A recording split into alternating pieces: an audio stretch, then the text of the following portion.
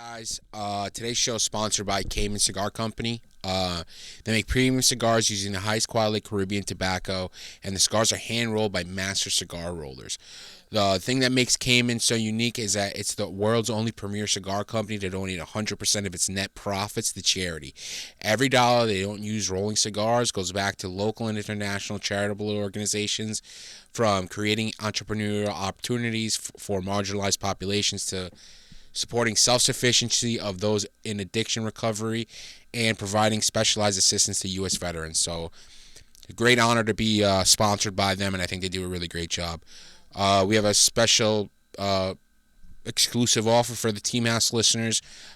We created a custom sampler pack of their top-tier cigars. You can go to CaymanCigars.com/teamhouse to check out the sampler. And the cool thing is, Cayman Cigars is finally available in the United States. It wasn't before, so it's a new thing that they've been fighting and clawing to get it made available in the United States. So it's the best kept secret, and cigars now available in America. So enjoy it. Enjoy a cigar and give back to those in need. Head to CaymanCigars.com/teamhouse to check out the sample that we created while supplies last, and you can use the code TEAMHOUSE for 10% off your order. Once again, that's CaymanCigars.com/teamhouse for 10% off, and make sure you use our promo code TEAMHOUSE, all one word, so they know that we sent you. We want to give a big shout out to Cayman Cigars for help sponsoring and supporting our show. We want to thank you guys always for helping support our sponsors that support us, and of course, in other ways, checking out our Patreon, etc. So thank you guys. We love you. Special Operations,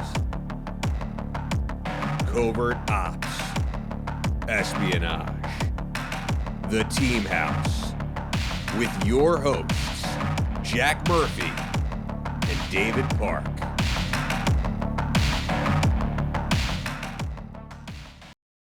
Afghanistan targeting was, still in its infancy. Is still a lot of human based at that point in time in Afghanistan. So there really wasn't a great targeting platform to go on. As we look for legacy targets and plan out some of that stuff. And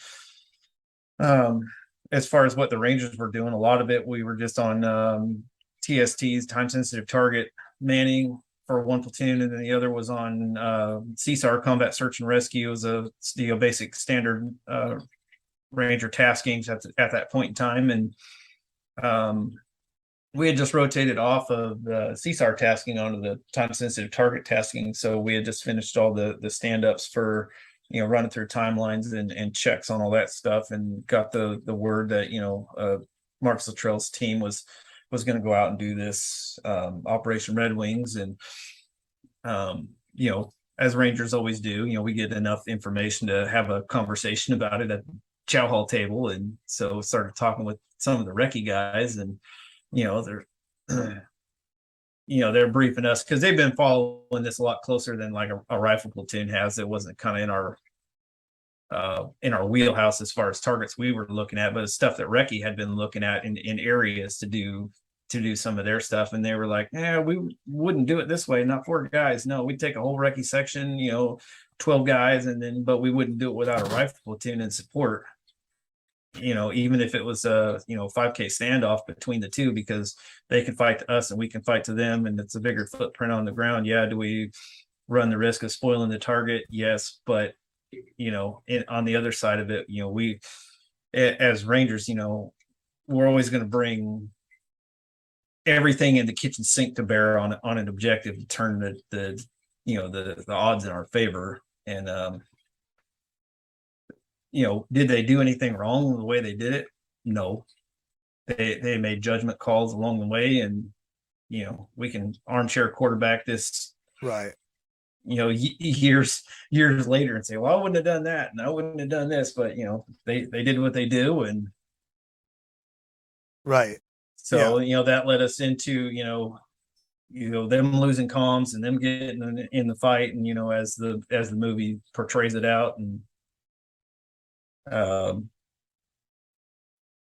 and then we got to go in and do the combat search and rescue on the Turbine 3-3 crash site, and then figure out what the question mark is. Well, for that team. what was going on your base with your platoon? I mean, are you getting word that this team is compromised? There are guys who are MIA. We might have to go look for them. Then you find out a bird went down. I mean, can you take us through a little bit of that?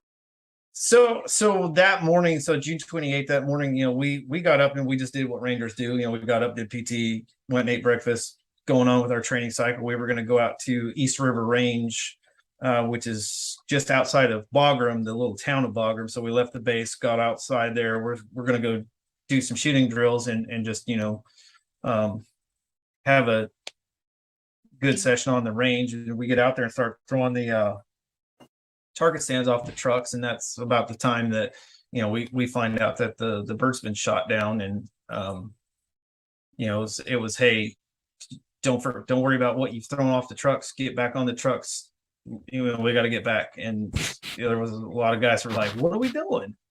And we didn't have any of the answers at the leadership level of what was going on. We just knew that we had to be back for something that was gonna get briefed to us, and as the situation was developing. And so then as we were rolling back in, we find out that the aircraft has been shot down, that team's in a fight, and we're just on standby at that point. And so I wouldn't really kind of understand the whole situation for probably another 6 years as I progress through leadership. But as I tell people, it's as a young guy, it's not that we're not going to get in there and we're not going to be a part of this, and but we're going to turn the tables so that way when we do recommit forces into this area, we've got so many assets to bear on the objective that nobody would be in their right mind to want to play. Mm-hmm.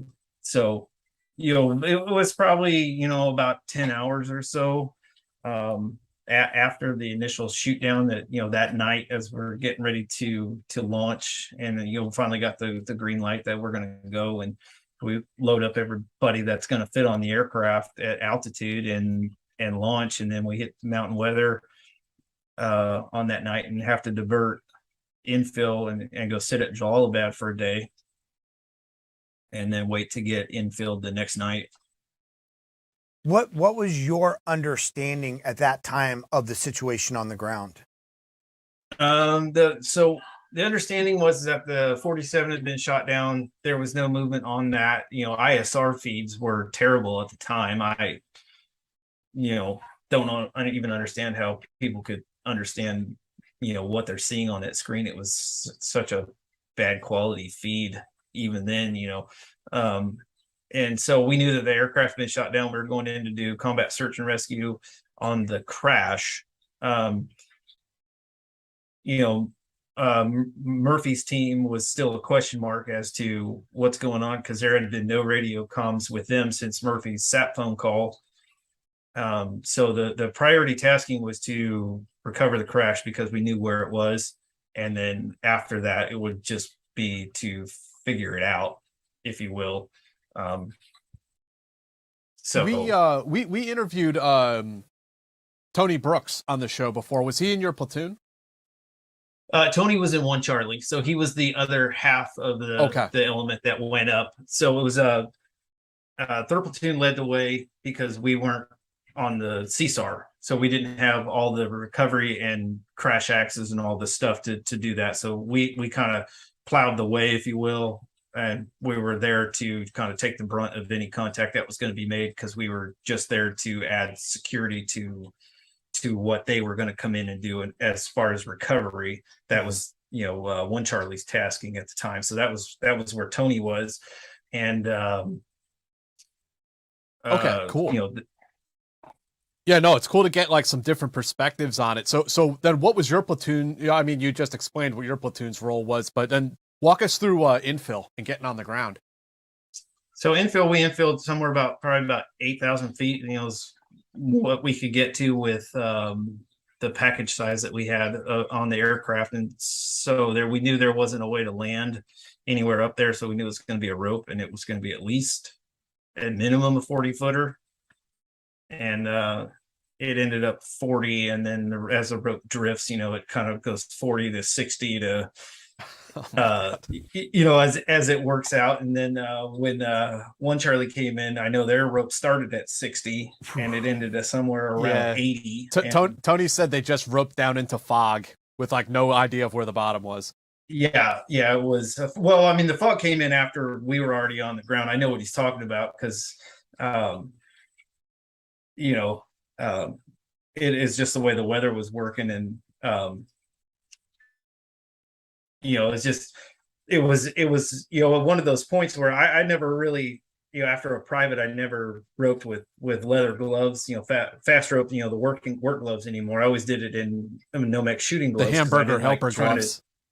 Yeah, I never tried trying to take those gloves off, and always felt like my hands got so much hotter. And I had a team sergeant said, "Hey, just rope in your shooting gloves because you don't have to grip the rope as tight.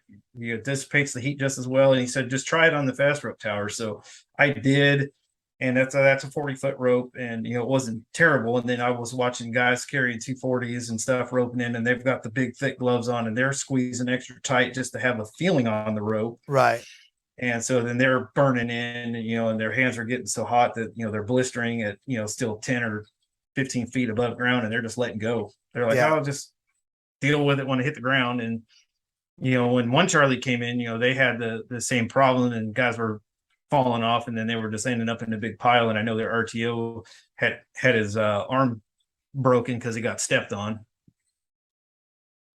Yeah. And so, you got guys that need to get medevac, but you ain't getting medevac. Yeah. Yeah. So what was it like for your platoon roping in and getting on the ground?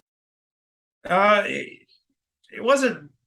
We didn't have any contact or anything, and it was quiet, And then when the brownout cleared and all the the wash of everything, and you kind of look up the mountain, you could see the crash because it's still on fire, still burning, and it's just kind of one of those ominous moments, if you will. You just kind of, the gravity of what you're doing has finally set in because you're seeing it with your own eyes and not on a TV screen. And then it just becomes the all-night walk uphill through the nettles and the Scotch burn, or not the Scotch burn, but the pines and all the ground cover that's up there in the mountains. And it's just, was there any intelligence that there were enemies on the objective or around the objective? We had, NAIs around the area, but it wasn't anything like on the objective. There wasn't any movement on there, throughout the day or anything, and there wasn't any, people coming and going from it. I think, looking back at it now, is they realized what they had done and what was about to happen, and so they would just kind of got a little bit of standoff, and they really were. It was to observe, how we were going to take care of it. Yeah. And so, as that day turned into, a week to 2 weeks, there's at night, you see little fires on the mountain, and, get eyes on it as best you can. And then AC 130s dropping, 105s on it. Yeah. So what was that first movement, that first night? What was the movement like for you guys? How long did it take? It took all night. We didn't get to the top until about an hour before, sunrise. And then we're sitting there on it, and then kind of listening to one Charlie, suck their way up the mountain. And then one Bravo was still about halfway up the mountain because they had driven in from Jalalabad the night or the morning that it happened. They drove up the 90K in their trucks, and then they started walking from the base of the mountain up, and they didn't make it until the next day. Yeah. And only about half the guys that started to climb up the mountain made it up. The rest of them had to go back down and get picked up by the trucks, and because they just either heat exhaustion or twisted ankles and whatnot. Yeah. And so what was the next week to what did that set in motion for you guys in particular? So what it set in motion for us was, priority tasking was to accountability and recovery of all, members of that aircraft crew, and then the QRF team that was on there. So that totaled 16, and so we got those numbers, kind of early afternoon, and there was a small clearing on top of the mountain. You could put a small helicopter like Little Bird on it, but it was CDS drops for demolitions, and basically had to create an HLZ to be able to get everybody off that mountain, that, the remains for those guys. And so it was kind of a good distraction, if you will, to do timber charges and clear that space to be able to make enough room to bring, a helicopter in. And so we just finished our regimental breachers course, and so all that old stuff, that timber stuff was still fresh in everybody's mind. So it was we're all sitting there trying to do the math, and the first sergeants are like, use the P method. Yeah. So we're sending tree stumps and everything up, like Roman candles. It was, just pack as much explosives in these little burrow holes underneath and launch it. And so that was fun. We cleared that, and then we got to tasking for what would turn out to be go down the mountain and find Marcus. And so that started the fun of the mountain. Weather moved in that night and dumped on us, and we're trying to walk downhill, and the trails a little stream bed at the time, and so guys are slipping and falling, and guys are trying to not fall off the ridge. And then we end up just for safety reasons, we end up spending the last few hours kind of huddled under pine trees waiting for the sun to come up so that we don't lose anybody. How many guys did you have left in your platoon at this point? We had split the force, so we had two squads in the PL's package. So, the platoon leader, RTO, FO were with us, and then the platoon sergeant had his, one squad, 2 machine guns, on still on the top, and on the top of the mountain, and close to the crash site. We knew what we were. Yeah, they were still up there with 1 Charlie and reinforcing them, and we're just kind of the maneuver element, if you will, going down and trying to confirm or deny what this push to talk signal was that we were getting, being triangulated down into this. I always forget the name of the village, so I can't ever remember it. So you guys had to kind of like hide out, but take cover under the pine trees until dawn, and then continue to move down to where this, ostensibly there was a SIGINT hit that you had to go investigate. Right. And so that was basically confirm or deny. Was it enemy recovered American equipment, or was it actually, in fact, Murphy's team, or, what the question mark was still for that. And that was kind of where we were at for the tasking. The crash had been accounted for, so now we're just trying to figure out, the fate of, this 4-man SEAL team. And so, finally pushed down in there.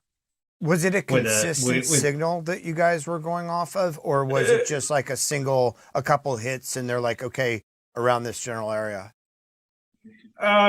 No, it wasn't like a consistent, but it was like somebody just keying the push to talk, intermittently enough to get an orbital transmission to triangulate where it was. And so it was kind of confirm or deny what that was. And so, there was an SF team that was walking up that we tied in with, and then pushed back down into this little village. And then, as we're doing the Ranger smash through all the doors and clearing the village, here comes Marcus, from where they had him hidden and kind of stashed. And so, confirm that, and then start, doing the. So they actually brought Marcus out to meet you guys. Right. They knew why we were there. They knew what we were looking for. And so it was to, hand him over and then do the, the kind of the whole SF thing where they do the, let's drink some tea and talk and, Well, what was that moment like? What was that moment like when you first got face to face with Marcus and confirmed this guy's alive? And What was your perception of all that? I don't know. The big question, that the first thing that we asked was once, we went through the whole challenge and kind of confirmed that it is him, through the whole, POW MIA cards that, we all fill out and going through that. It was, dude, where's everybody else? And then, he's like, they're dead. Well, okay, great. Not great, but, it's like, okay, but where? They're on the mountain. That's it. It's kind of that, you can't give me anything more. This, it's just started kind of a frustration thing. And I get it. He'd been, that probably wouldn't have been fun to come down that mountain the way he says he came down that mountain. But, I would like to hope to think that, if my friends were dead on that mountain, I could at least remember some kind of terrain feature that I could at least tell somebody that they're up here in this area. And so what was the next step after that initial questioning of Marcus? What happened next? So then what happened next was, we just kind of secured the little village that we were at and, confirmed that it was him, passed up, over SAP that, we had him and then we were in control of him. And then we just had to sit and wait for nightfall to come so that we could bring in the medevac bird and get him out. And then it just started, days and days and days of sweeping and searching this mountainside for the rest of the team. I mean, did you guys eventually find the remains of those 3 other guys? Yeah, we exfilled Marcus, and then the next day, we were sweeping the lower portion of this spur, and the other half of our platoon was coming from the top of the ridge down, and we were just kind of meeting in the middle. And so after we had met in the middle and kind of traded information, and they got a break, they started to climb back up for the night, and we turned around and started coming back down to finish our sweep. They stumbled on 2 of the remains just by happenstance. Somebody lost their footing and slipped into a little wash and ended up, face first with 2 of them. Do you want to talk about because I think it sounded like you're somewhat involved or on the periphery of it of the Operation Red Wings when that bird went down? Yeah, so in Afghanistan there were basically 3 different types of missions for Apache pilots. And so the first is ring route security, and as we were talking before, pretty much everything in Afghanistan or much of everything moved by helicopter. And so when the Blackhawks or Chinooks would transport people or equipment, you'd always have Apaches with them that were escorting them. And that mission was usually long and fairly boring for the most part, because again, the Taliban are pretty smart. They're not going to pick a fight with an Apache or a Blackhawk that has an Apache. And so it's long hours of flying and not really doing much. On the other extreme, you would have the direct action missions where you're, a customer on the ground is going to go hit a compound. And so you're going to provide covering as they're flying in. You're going to escort them. You're going to clear the landing zone. And then you're going to transition to providing over the shoulder support for the folks on the ground as they're kicking indoors and doing what they do. And so those types of missions were usually planned weeks in advance. You do a lot of rehearsals. Most of them, I think almost all of the ones I was slotted on were canceled. It wasn't uncommon to, you'd get through, you'd do the rehearsal, something would change, the guy would be there and you wouldn't do it. And so those were the opposite, usually very short in duration, but had a tendency to be very exciting. And then the middle of those, which was Red Wings for me, are the QRF or the Quick Reactionary Force missions. And so the way that worked is that you would do a shift usually from 4 a.m, I think it was, till 4 p.m, or the reverse of that if you were on the night shift. And you would come in the morning, you'd run the bird up, you'd get the brief from at the Tactical Operations Center for the day, and they would tell you if there were any scheduled missions, and those missions were usually, some VIP escorts or things like that, or maybe if there was an ongoing fight, you'd say, hey, there's there's a tick, a troops in contact right now. You might get release authority for that, so be ready for it. And then you would go about your day with a walkie-talkie, and if the walkie-talkie went off, you had 30 minutes to be airborne. And so most of the time, like I said, those were either medevac escorts or a VIP escort, but every now and then it would be a tick. And it was part of our squadron was in Salerno, and those folks did a whole lot more on QRF than we did because we were the Bagram QRF. So to get release authority for the Apaches was hard because the powers that be were always weighing, if we let the Apaches go and something bad happens, what do we do, right? Where the folks in Salerno didn't have the flagpole there with them, were co-located with the customer. It was much easier for them to get release authority. And so for me on June 28, 2005, I knew that Red Wings was an operation that was getting planned. It was not one that I was slotted to be on. And it was originally a conventional mission that the Marines were going to do. And for a bunch of different reasons, they ended up pulling in the SEALs, who then that night, so June 27th, a 4-man SEAL team was inserted. And so when I came on duty that morning, I remember the battle captain or whatever saying, hey, there was a SEAL team that was inserted last night.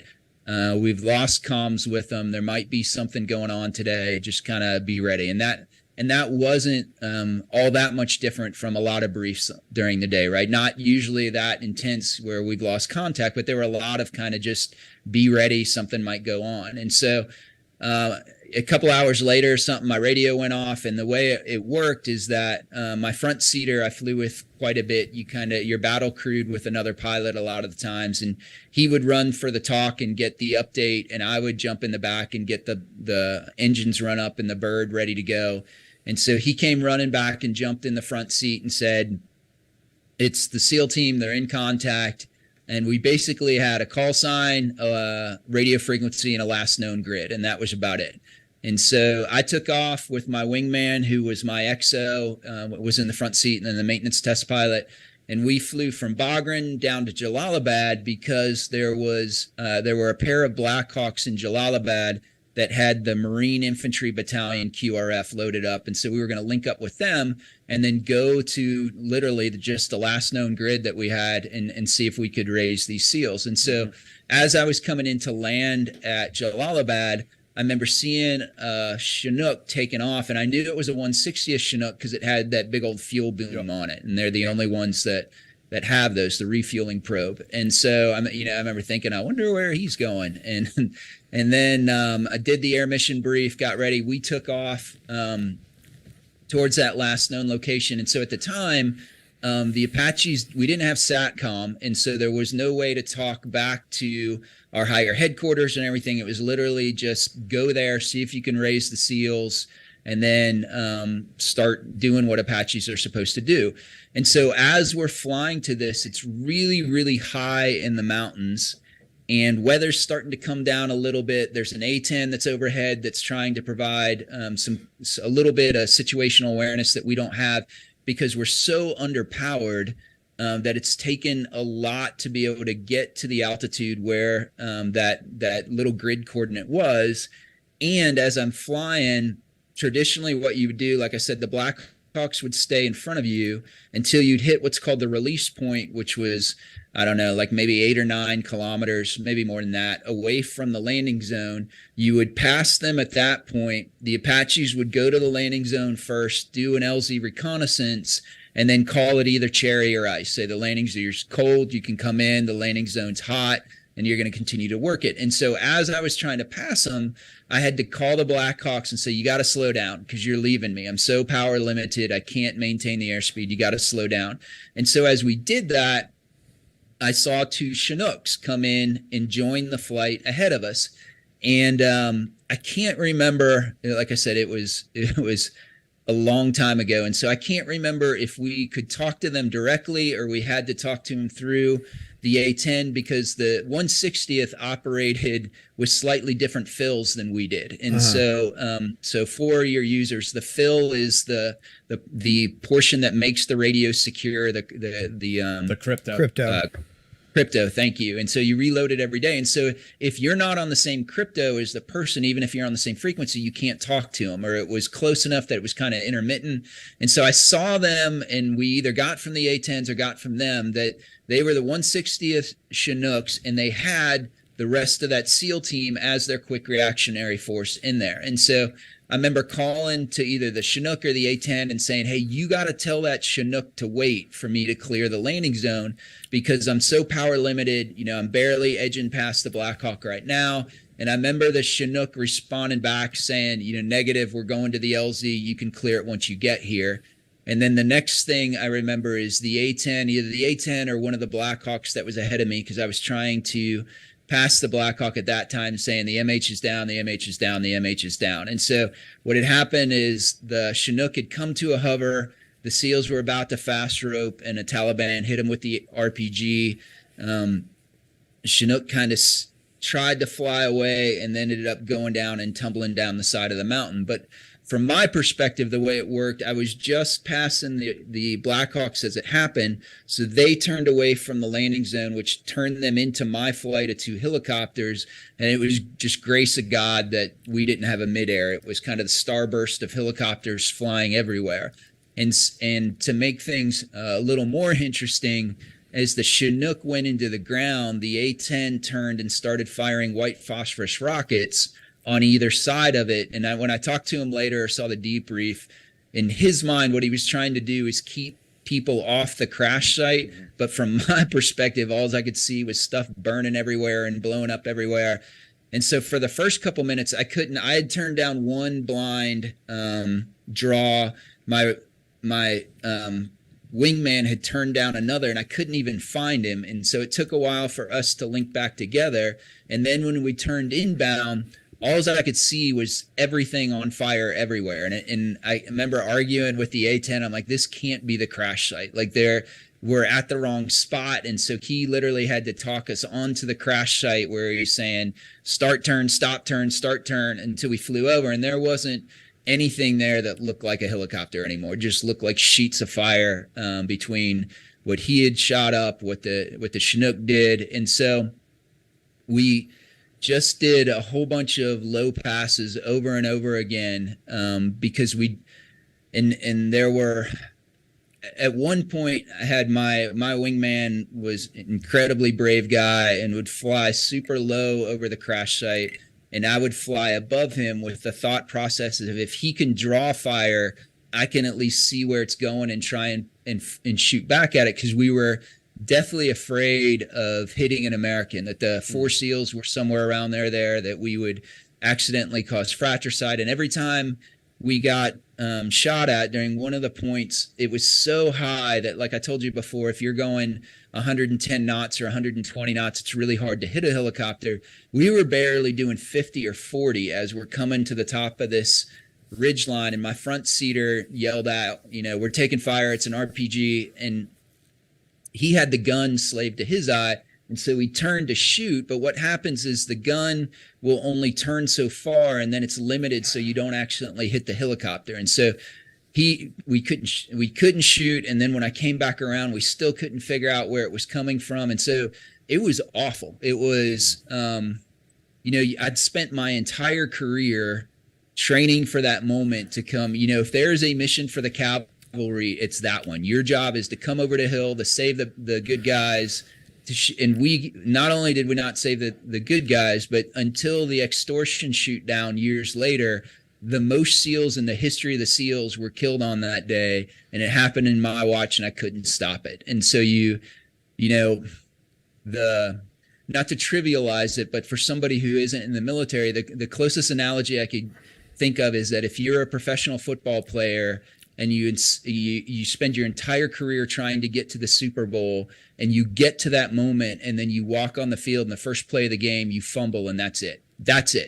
And that's what it felt like, because when we flew over that crash site over and over again, trying to draw fire, trying to find survivors, until we ran out of gas and had to leave. And the only thing I could think of is if anybody's still alive, they're watching us leave us on that mountain right now, and there's nothing that we can do about it.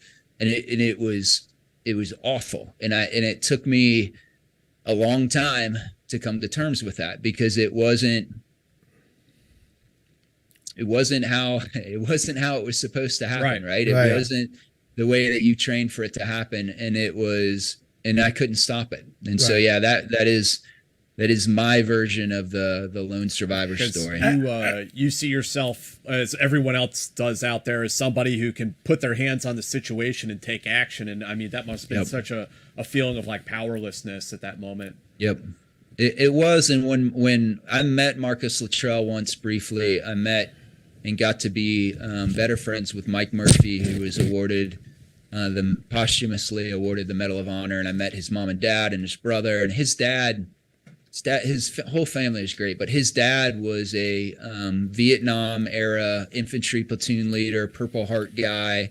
And so he knew what the deal was. Like, he knew, and he ended up inviting my wife and I to come to the christening for the Michael Murphy ship when it was done. But it was, when I read Marcus, and so I met Marcus once, but never really talked to him or whatever. And when I read his book, and the part where he talks about watching the Apaches fly away, it just gutted me. And I was like, that was exactly what I was afraid of. Like, that dude sat on the mountain and watched us leave him, and we couldn't stop it, and we couldn't. And so it was bad. It was a bad day. Did you guys have fuel up and they sent you back out there looking for people? I mean, what was the next? No, that's the worst part, is that you came. So one of the first things you learn as a young cavalry officer is the fundamentals of reconnaissance. Is in the fundamentals of the cavalry. The first one is to gain and maintain contact with the enemy, right? And so we were the only ones who knew what that crash site looked like. The A-10 that was overhead had to break station and come back, so a new guy was on. We went back to Asadabad to refuel with the intention of going back there, and that was the first time we could talk with our higher headquarters, because Asadabad had SATCOM, and they came back and said, no, you guys can't go back in. And you're like, what are you talking about? Like, we're the only ones, and they're like, the weather's too bad, you can't go back in the mountains. And the weather was coming down, it was starting to cloud over, and we were kind of dodging clouds as we were trying to find that guy. But then that made it even worse, is like, not only did I not stop it, not only did I not fire a single shot in anger, but now you're telling me I got to go home. And that was how it ended for me. It was awful. And you'd rotate, and we're in Asadabad, and dude, I'm on my way home, which is beautiful. All my kit's packed up. I'm sitting on the porch in Asadabad of our house. We have rocking chairs, Charlotte Airport, the rocking chairs. I don't know how we got the rocking chairs. I'm sitting there in the rocking chair, and I'm like, I'm going home. This is great. Family had this huge vacation plan to go to France. My mother had just gotten through a bout of cancer. We were going to have this beautiful family thing. And I'm like, I'm checked out, right, man? I'm done. Shit's loaded. Ready to go home. All I'm waiting to do is to get on the helicopter that night, fly back to, where are we? We're in Afghanistan, so I'm flying back to Kabul, right? Yeah. And then flying home. And I see there's a Special Forces A-team across the street from us that was running another force, like, I forgot what they called them. Kandak? Yeah, one of those things. And I knew the team leader, and I just see this frantic activity going on. This is probably like 4 o'clock. I'm trying to get 4 o'clock in the afternoon. And I go down there and I talk to the team leader, Christian Sessoms, like, what's going on? Of course, I can't tell you. Southern guy, great guy. I was like, no problem. If you need anything, let me know. Because something bad really happened. It's like, we're here for you.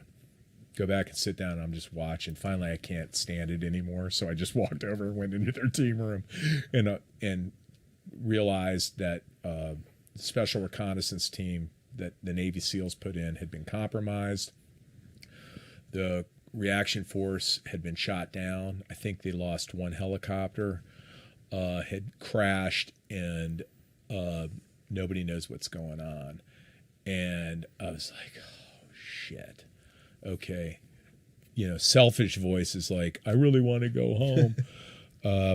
That's one of those weird ones, and I'm just a normal dude, so don't take this like egotistical. But I had to do some thinking on that one because we talk about like should I go or should I not go? No one left behind, right? Right, Like we have an obligation. If there's an American soldier or American service member in need, like you don't bail on him. But I got to tell you, I might have thought about it, like Right. because I know how this ends. You know, in the movie, how's the movie end? The guy who's on his way home, Right. goes on one final mission. Right. Yeah, and Yeah. You know how it ends. Yeah. it's a recovery. It's not a rescue. Well, Yeah. but the thing is, it's like the cop who's on his last day before he retires, right. or the Who answers the call? the soldier who just had a baby. Yeah. That's Yeah. what I'm thinking, Yeah. because I have a hyperactive Yeah. imagination, Yeah. man. I'm like, this is, I know how this ends. And I walk back and I tell the head Afghan that was my partner, I said, get everybody up, get everything out in the street, get all our trucks lined up, get ready. We're going to move out on an operation. I can't tell you what it is. You know what they do? They're getting paid. Yes, Mr. Chris. Yeah. Yes, Mr. Chris. Fucking shit gets wired. Yeah. Man, what a great bunch of people, you know. Those trucks we had were just so, oh my God. I went in and I'm finally now older and mature and have had a lot of lessons learned, a lot of scar tissue from doing things wrong. And that A team is doing the best they can, but I can just see that it's disjointed. And I said, and it's frantic. And so I just said, I didn't say anything. I pulled out a butcher block board because you know where I'm going with this. Let's just do mission planning Right. the way we've been trained. Right. So I just put that butcher block up and I said, let's do mission analysis. Step one is what's the enemy situation, and everybody just snapped in at that point. I was like, my job here is done, you know. I'm being a little facetious. And then the biggest thing, we talked about escape and evasion earlier, and the warrant officer is always in charge of escape and evasion planning. And I don't know about you, Jack, you're better than I am. You probably paid attention. I hated that shit. Like, Chief would be like, we gotta do this. And you'd like, leave it alone. And they would always talk about command and control. And I would just like, Chief, leave it alone. We don't care. The problem was, it was the Navy SEALs were in there. 7th Group was in charge of special forces, special operations. They were being ripped. They were being relief in place by 3rd Group was coming in. It was the worst possible moment Right. anything could ever happen. So who's in charge? Right. Who's in charge? And we finally get that worked out. And let's be honest, Counterterrorism Task Force took over. JSOC just said, we got this. But that took a long, long time. And so we decide they put in a restricted, what's a RAS? Restricted airspace, where they shut down the airspace. Yeah. I forgot the name. Where you can't fly anything because they thought that the Taliban, they weren't Taliban, but the insurgents, the enemy, had shot down the helicopter with surface-to-air missiles. Right. And you've had some of those guys you've had on, there's a lot more coming out about this. So we couldn't fly in. Like the most powerful military in the world, all this extra high-end equipment, and you know what we're going to do? We're going to walk our ass up there.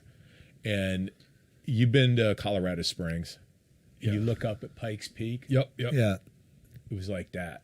You're like, holy shit, we got to get up there. But this isn't Pikes Peak, like very where There's the weather's trails good. and roads built into Right. it. Yeah.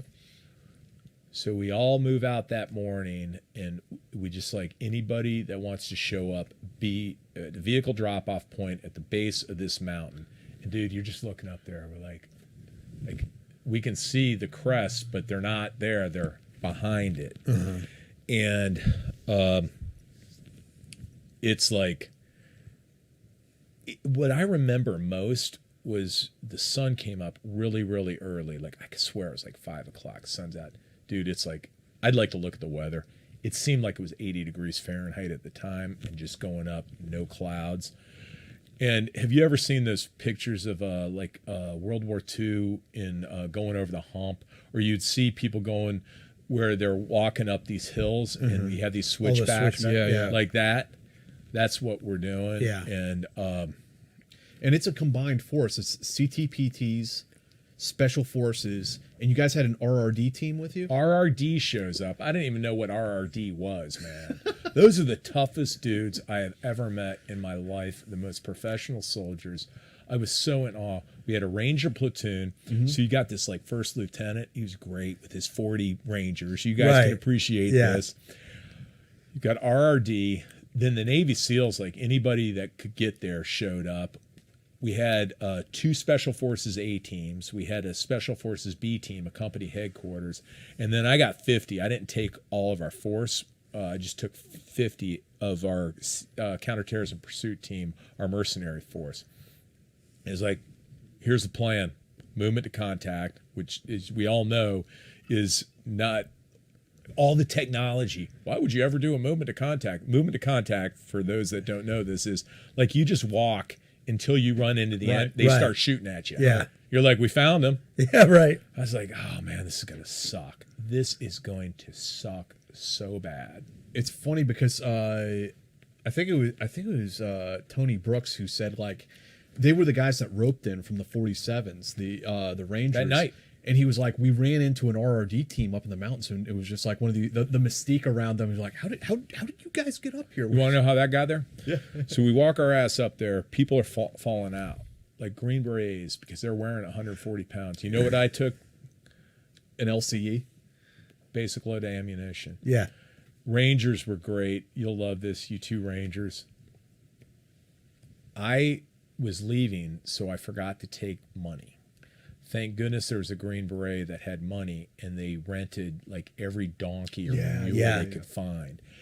And the Carl Gustav gunner from the Rangers, how much does that thing weigh? It's a big fucking. It's like that was my first job. I think it's like 27 pounds. Yeah. Plus the rounds. The rounds are. Yeah. He's got that thing, and I'm like, hey, I didn't call him son. That would have been like, I felt like, son. I said, hey, man, why don't you put your Carl Gustav on the donkey? And he's like, because his platoon sergeant, his squad leader, he's like, you will never be beyond one step. Right. And it was so cute, right? Yeah. I was like, oh, man, poor guy. By the time we got going, that thing was on the donkey. Here's what happens. It's so hot, the donkeys quit. I didn't know they were allowed to quit.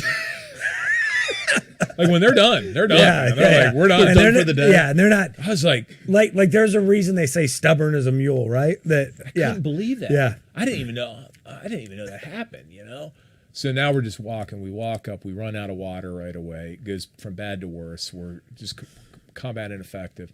And the decision is made to put together what's called a flying column of the Ranger RRD, because these are like, this is easier than PT. I don't know what you guys and the Indage who grew up there and don't, right? RRD and a couple stellar Green Berets, Kent Solheim and some other people, decide, pool all the water. We're going to give all our water to like these 20 dudes, and they're going to haul ass. And can I talk about me a second? Oh, that's all I'm doing.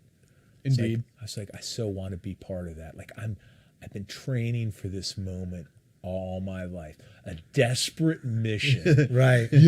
Where it is success, cataclysmic success or cataclysmic failure. And I was like, I am the leader of the mercenary force. I have to stay with them and do my job. Were they doing all right? Or were they falling out? Indige is doing fine because we didn't carry body armor. Yeah. Everybody else is wearing body armor. I was like, we're all dead anyhow. So they got their Kalash over their shoulder by the barrel. Yeah. Running shoes. Mm-hmm. And basic load. Yeah. And that's it. And then so they take off, the flying column takes off. I was like envious tears. Like, I wish I was with them. We keep moving for the night. The Indage, out of nowhere, there's a village, and they like, blah, blah, blah, blah. And we get all this food and shit comes up to us. And that's, at that night, is when the Rangers fast roped in. And the reason I know this is because we're on this like knife's edge, the classic knife's edge ridge line. I knew that we were quite expendable when the Green Beret Major said, "Chris," I said, he didn't know I was a lieutenant colonel. He found out later, but I was just Chris at the time, and I was trying to be helpful. It's his show. He's the officer in charge. He's the ground force commander. He goes, "Why don't you take the Afghans out and pull security closest to the enemy?" I was like, "Oh, I know how this is going to work. We're just cannon fodder." I'm like, "Fine, whatever." Yeah. And I made a mental decision that if the Rangers got in to the crash site successfully, I would take the mercenary force out, because I knew we were beyond fourth class citizens. Like the Rangers still were like, "We got Afghans with us. We ought to kill them all." Not Rangers. That changed later in the war, but at this point, it's still that way. And I just remember trying to sleep, and it was so humid, your clothes wouldn't dry. But you know how it is at elevation, it plummeted the temperature. I'm just lying there freezing, and I hear we needed a water resupply. So when the MH-47s brought in the Rangers, they brought in a resupply bird and started kicking 5-gallon cans and MRE boxes off the back, because the good idea of airdropping stuff didn't work. Long story, won't bore you with that. What the fuck were they thinking about? And there's the surrealistic moment of the MH-47 hovering directly over me, lying there in the fetal position in some sort of like feverish dream, and 5-gallon water cans and MRE boxes start like landing around me. I'm like, this is ironic that I'm going to be killed by my own side with 5-gallon water cans dropping on me. Rangers got in that night, fast roped in, patrolled in, got to the crash site. At this point, I'm like, the major comes up with this great idea that we're going to leapfrog forces forward, blah, blah, blah. And I'm like, "Oh, we're going to be the last to move." "Oh, yes, you are." It's like, "I have an idea. We're going to reposition the reaction force, the mercenary force I was in charge of, back to Asadabad so we can more rapidly respond." You could just see him like, "Oh, thank God." But now I'm concerned because I'm abandoning Americans, right? Right. So I try to call back. I get on SATCOM.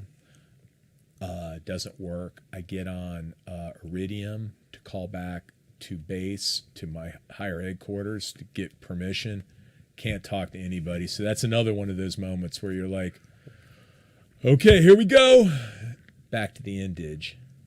They were absolutely smoked by the end of this. Yeah. 'Cause there's this legend like, "Oh my God, they can walk in the mountains forever." No, they can't. They got done and they were absolutely gassed. It was hilarious. Yeah.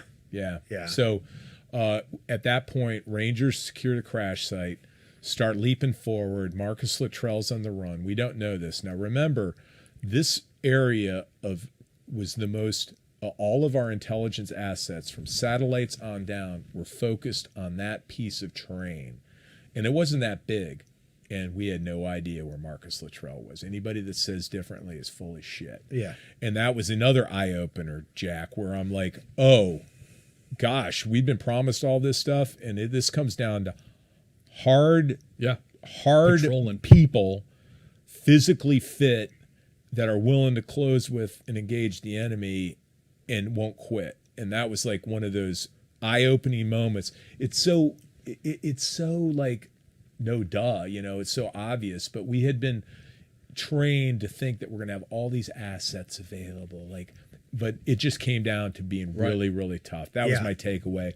And then, the rest of the story, Mark. I was on the other end when Marcus was recovered, but we don't want to bore everybody with that. There's a great story that hasn't been told about that. Okay, well, you can. It's one of your Ranger. Nah, you can slide into my inbox with that story. Okay, and we'll work on that.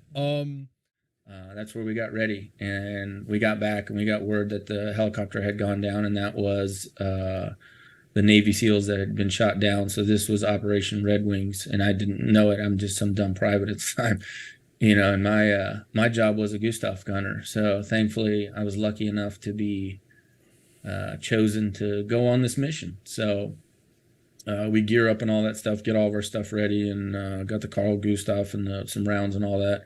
We fly out. We get canked the first night. We go out. We land in J-Bed, and we stay in some like airport. And then we go downstairs to like the jail cell or something like that. And we're all just kind of hanging out in the jail cell, sleeping there, waiting. And so we go in the next period of darkness. And so, yeah, that was pretty sketch. So going out, my first mission in the Army. So it's like, what the fuck is going on right now? I'm pretty scared. Pretty freaking scared. And not to mention, I got a lot of weight, and our fast rope's like, I don't know, 60, 80, whatever, 90 feet long. And that bitch is like barely touching the ground. And so, thankfully we all make it to the ground, off of these, 60 plus ropes, 60 plus foot ropes. And so, we're actually not on a flat part of the mountain. We're kind of, on a hill, basically. Did you rope in with Tony Brooks or with Nick Moore's platoon? We ended up at the same spot. Uh-huh. I want to say I was probably in Nick Moore's. I honestly don't remember which, because I may have been with Tony.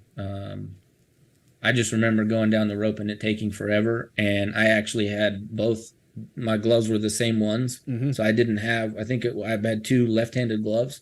So I had to So I had to wrench that on there and put the strength of a tiger, on there and just slide down that rope and pray that Jesus take the wheel at some point.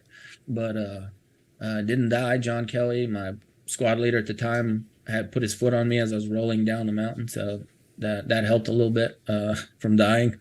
But we had one guy, the RTO, he ended up breaking his arm. A dude came in and smashed his arm, and I think like 2 days later they came and got him. But strong, that dude was hard as woodpecker dick, and so he was helping drag bodies up the hill that night when they were putting them in the body bags and everything. And our job was, since I was in the weapons squad, we were all just pulling security. We were setting up basically a big patrol base around there, or as best as we could, and because it was just a shit situation, and we just posted up the best where we could. And so we built some little shacks, try to have some sort of concealment, not much cover, because that dead dry wood right there doesn't really provide a whole lot of cover. Bullets will run right through that. So it's more for concealment and some shade. But we roped in, and it was really cold that night, because it was like, I don't know, 10-2 or something like that, 10,000 feet. And even though it's July, it's fucking cold. It's not warm. And we didn't bring, we brought stuff for a 12-hour mission, not for 12 days, because that's how long I was there. And so I thankfully had a t-shirt on. Most guys didn't have a t-shirt on or nothing, and we're up there nut to butt, trying to crawl inside of each other because it's so damn cold and it's raining on us. And so we break protocol, and we're just like, you know what, fuck it, we're burning this stump right here. So we just sat there, and whatever we could find, we burned. And we were burning the stump and just huddling close to it, because nobody's moving in that. There's no way. Nobody's going to maneuver on you. It's not happening.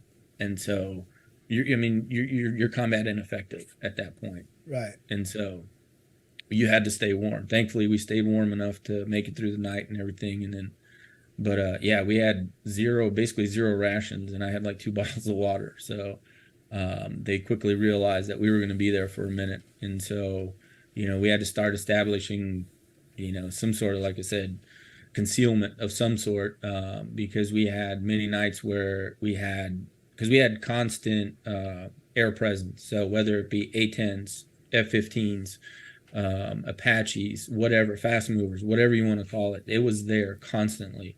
And you could just nonstop, around, because they're, trying to come up and they're trying to find Luttrell and whatnot. And thankfully we never had anything crazy happen up top on us, because we had so much eyes on us, because that was, we were part of the main show there. But yeah, that was 12 days of just like, you're just kind of wondering, like, is this what we always do? Because you see different units coming through. We saw some RRD guys coming up. I remember turning around and seeing like 4 or 5 of them come walking up, and they were going to go look for Luttrell as well. And so, it was all hands on deck. And so it was just like, this is crazy. I thought we were going to do raids and ambushes and like ranger school stuff and like, all this crazy stuff I was learning before we came out here. So now we're out here looking for our own. But it was a good learning experience. Kind of went hungry there for a little while. Had to run up and down the mountains and chasing pallets that had broken, because when you try to drop a pallet on something like this, it's kind of hard. Right. And so it's like, do you just get it stuck in the tree and say, fuck it, let's try to get it down from the tree and, figure it out when it comes down? Or so, yeah, we chased a lot of bundles down, and we made a lot of little canopies and shelters with those canvases and parachutes and all that stuff. So yeah, we still had a good time up there, even though, you're sitting up there just kind of wondering what the fuck is going on. And so, but no, it was cool. Our first sergeant, he's known for blowing up stumps and whatnot. He's pulling apart C4 claymores, pulling the C4 out and everything, and packing them under the stumps and whatnot, and blowing these stumps sky high and just laughing his ass off. And so that way we can get more 47s in there to exfil us, to relieve us, because we were actually on the end of our deployment. And so 375 comes in and relieves us. And so yeah, that was number one. And so that was kind of significant to me, I guess, just because it's a very significant time in history, and thankfully at least we had one guy survive. So and we were able to find him. And this was the time, you're the squadron commander. You had told me earlier when Operation Red Wings happened, and you were the ground force commander for the squadron when that happened. Yeah, on one of the deployments, we were over there, and again, we, in the, as you guys know, but there were multiple chains of command, right? The white side guys worked for Siege of Soda, who worked for the 2-star or 3-star Army guy that was, the overall battle space owner. We worked for a different chain of command, so we kind of watched the planning going on for Red Wings, and they needed some helicopters, so they came over and requested permission to use the helicopter. So I kind of watched the planning going on, but we weren't directly involved. So, we had zero skin in the game besides just, giving them advice on where not to go and what not to do, which is what they did. But so we watched the planning, and I remember, I didn't think of anything of it. And we were working nights, so we'd wake up around lunchtime. And remember the day, June 28th, 2005, like we were still using pagers. The beepers went off, right before lunch. Like, hey, report to the jock immediately. And we muster in the jock and like, what's going on? And like, hey, a bird has just been shot down, one of our task force assets. Like, what? Like, not tracking any of it. Like, holy shit. Like, how does that happen? And come to realize that they had inserted the night before, they got compromised, big firefight. And this is the four-man recce team, which is a pretty light recce team. And then they had launched the QRF in the middle of the day. And that's when we kind of got notified, because although we were all one task force, the aviators were tracking what was going on, but the C2 was over at Siege of Soda. And so like we just weren't tracking. So then it became, okay, we need to send a QRF up there. And it became a fairly interesting thing to watch for me, because we could have gone right away, but after having a Siege of Soda QRF launch in the middle of the day and get shot down, nobody was really keen on sending anybody else right back in there, right? Especially during the day. Right. And so we waited a long time till and at the time the task force and Siege of Soda were both those 6s. And then you went straight to the, either CENTCOM or the conventional battle space owner. And so there was a lot of fighting and politicking going on there. We waited around for quite a while. And finally, my boss said, "Hey, how long would it take for you guys to get up there?" And we had pre-positioned an entity up closer earlier in the day. And it's like, "Wait, we can be airborne in 45 minutes." He's like, "Roger that. You're now the ground force commander. Go."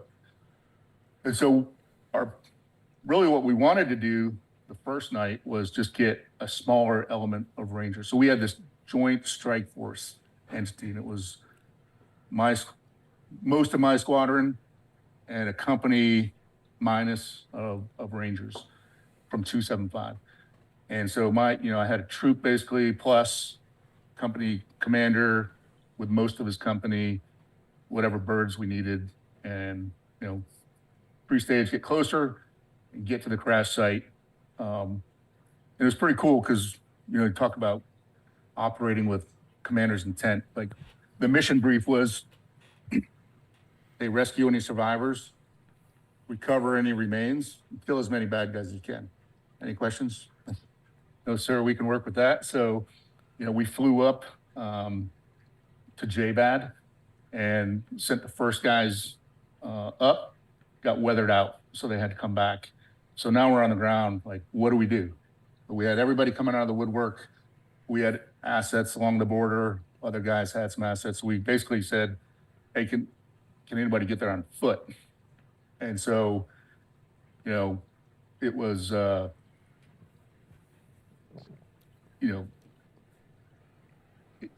where the crash site was in a valley.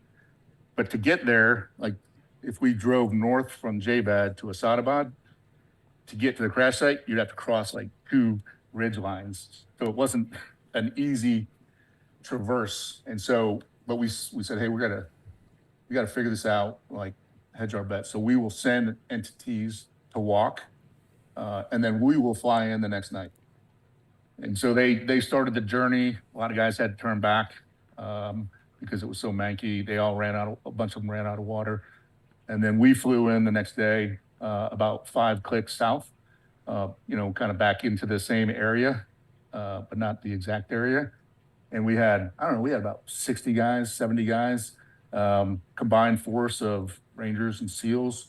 And we had brought a couple of the guys from the troop, the Whiteside troop, with us because they were itching to get into the fight, and we needed some more manpower.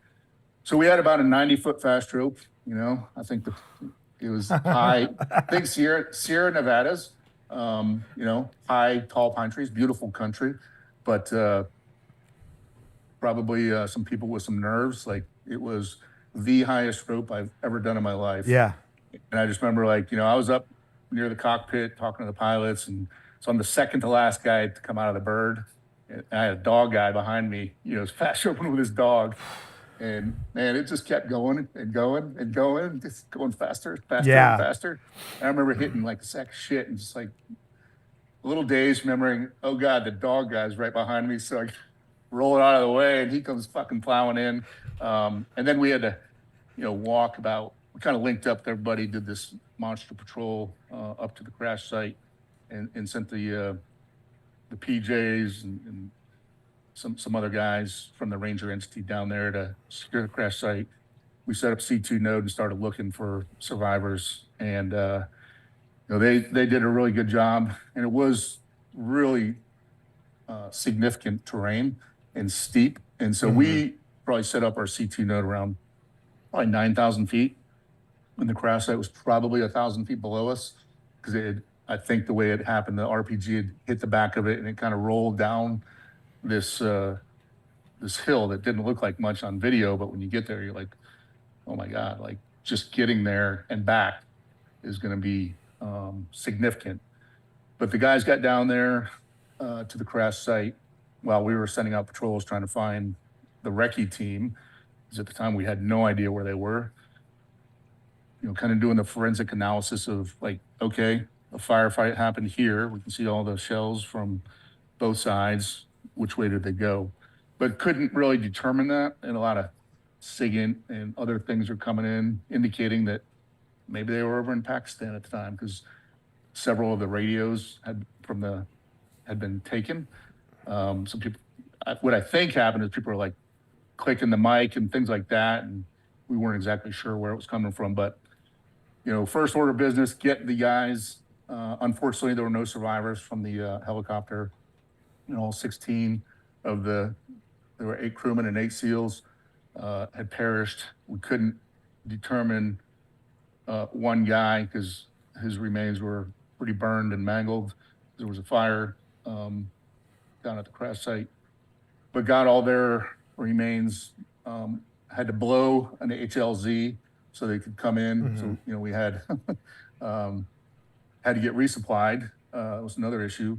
So we fast drove in with like minimal kit because we thought we were kind of going to get into it, and we were at 9,000 feet. So you weigh mobility versus like security, right? And if you were kitted down with body armor and things like that, you would have been spent before you even got there. So most of us didn't have body armor on. In fact, some of the guys, it was pretty funny, on the rope, thought they were going to do a typical like 10-foot rope onto the a roof of a building. And when they did a 90-foot rope wearing just like flight gloves or batter's gloves, I saw a young Ranger, his entire hand was double the size the next day. And it was just a blister. That's insane. And but he pressed on. Another kid had a broken arm. He hit real hard. He pressed on. Nobody asked to get medevac, not that they could have anyways.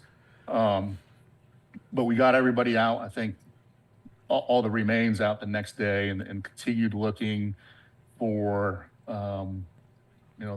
whoever was still alive. We didn't know if any of them were alive, of the 4 recce elements, and we didn't know where they were. So we looked and looked and looked, and going on wild goose chases for several days. And then you probably read the story that a guy who was housing Marcus Lutrell walked to Asadabad and basically said, "Hey, I have this American in my home in whatever village it was." And so, that was like day 7 or 8, I forget exactly when it was, and that lined up with some other intel that we were receiving. And so then we had a pretty good idea that he's probably there, and we need to go rescue him now.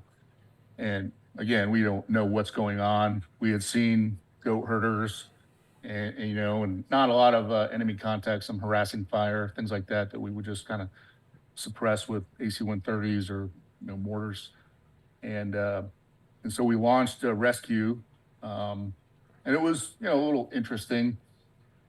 The way it went down is we had a small team of SF guys and Afghans kind of in the area, a couple clicks away. Like, hey, this is the grid of where we need to go. Can you go do this? And they said no. Like, we have 5 Americans, 5 Afghanis who are wearing like portaframs and pajamas, and they have 1 magazine apiece. Like, okay. And so we took a pause, sent a Ranger element up there. They went up, took charge, and led the rescue into the ground while we kind of set up a suppression of enemy air defense, kind of plan to precede the rescue helicopter that came in there. So they went in there, they secured Marcus. We knew he was there. Then we launched everybody else in to get him and did that whole suppressive fire, which was pretty cool. And they could only take out like 2 people, Marcus and like 1 other, because we wanted to bring the guy's family, that they were going to get killed. And like, sorry, can't do it, but you can walk out with our elements. So once Marcus got back and debriefed, then we started figuring out, hey, this is what happened. Here's where we were. And right away, we went out and found two of the other guys, Murphy and Danny Dietz, but we couldn't find the last of the recce element. I think it was Matt Axelson.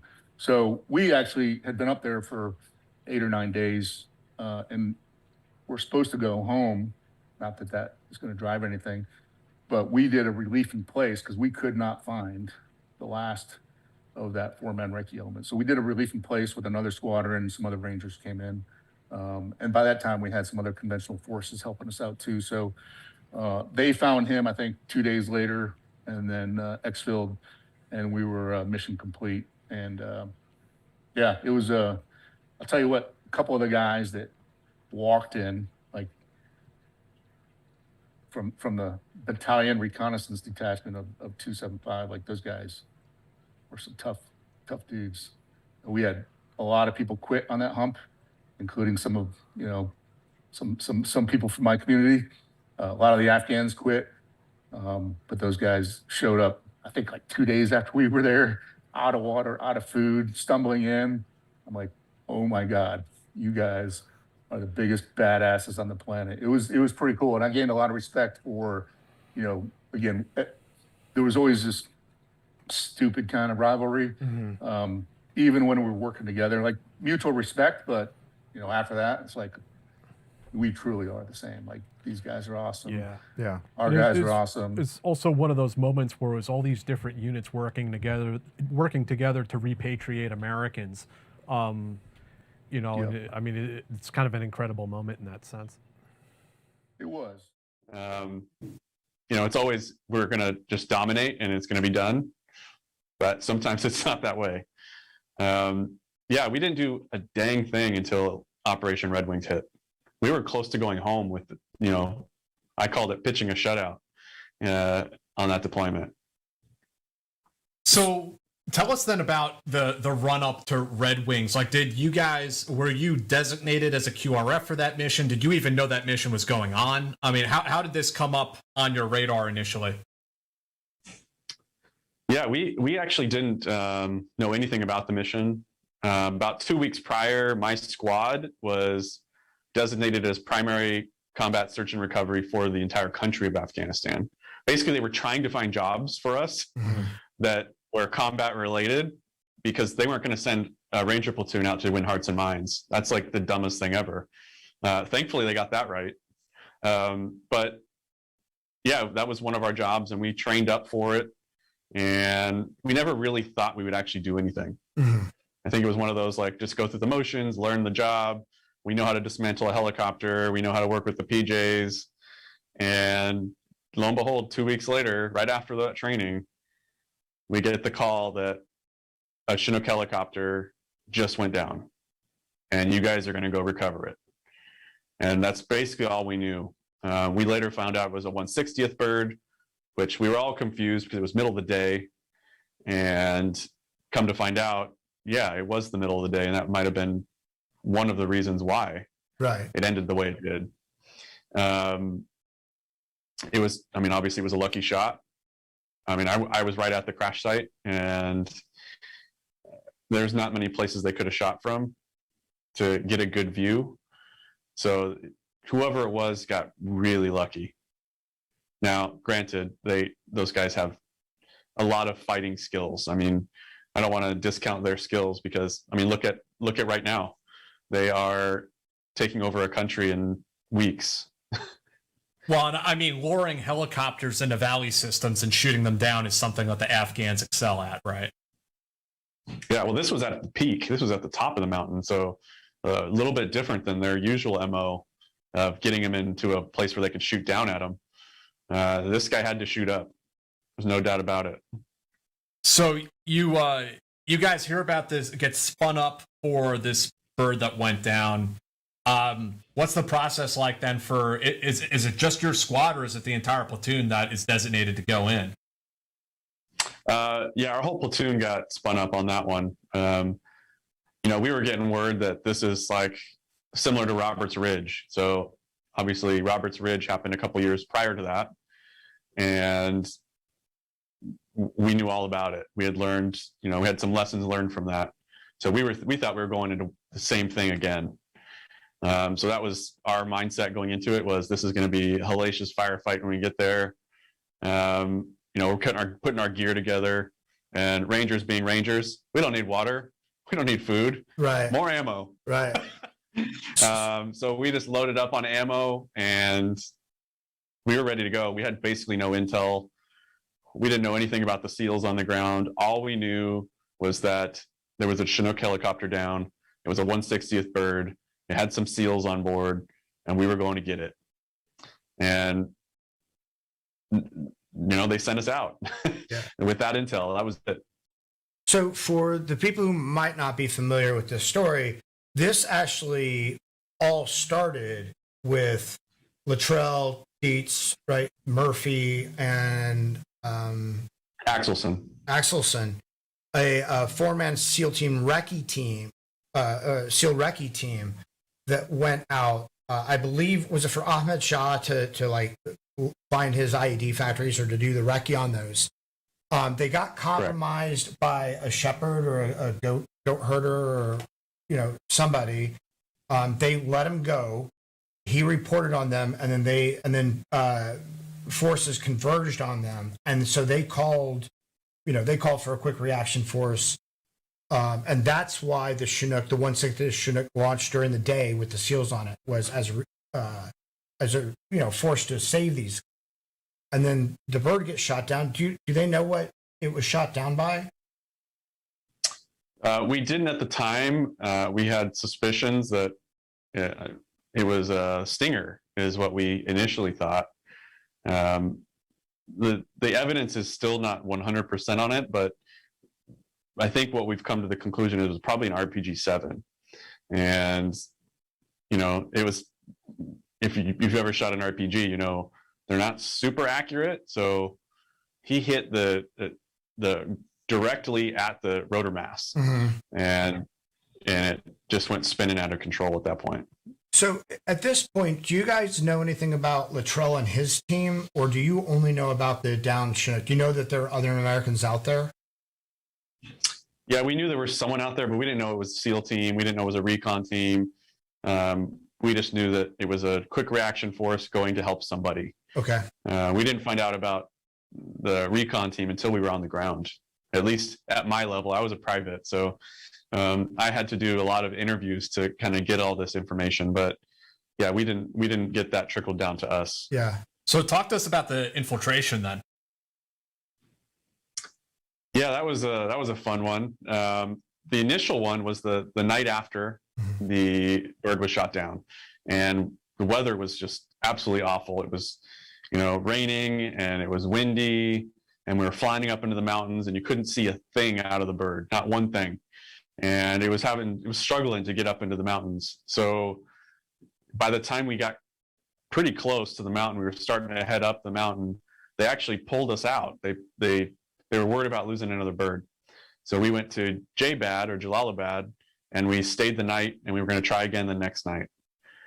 And as you can imagine, a platoon full of Rangers who was told that you're going to help your buddies, but we're going to pull you because of weather. There was a little bit of anger in that bird. All of us were pissed off. Like, are you kidding me? Weather, drop us here. We'll walk in. But, commanders do what commanders do. And they were not willing to lose our bird.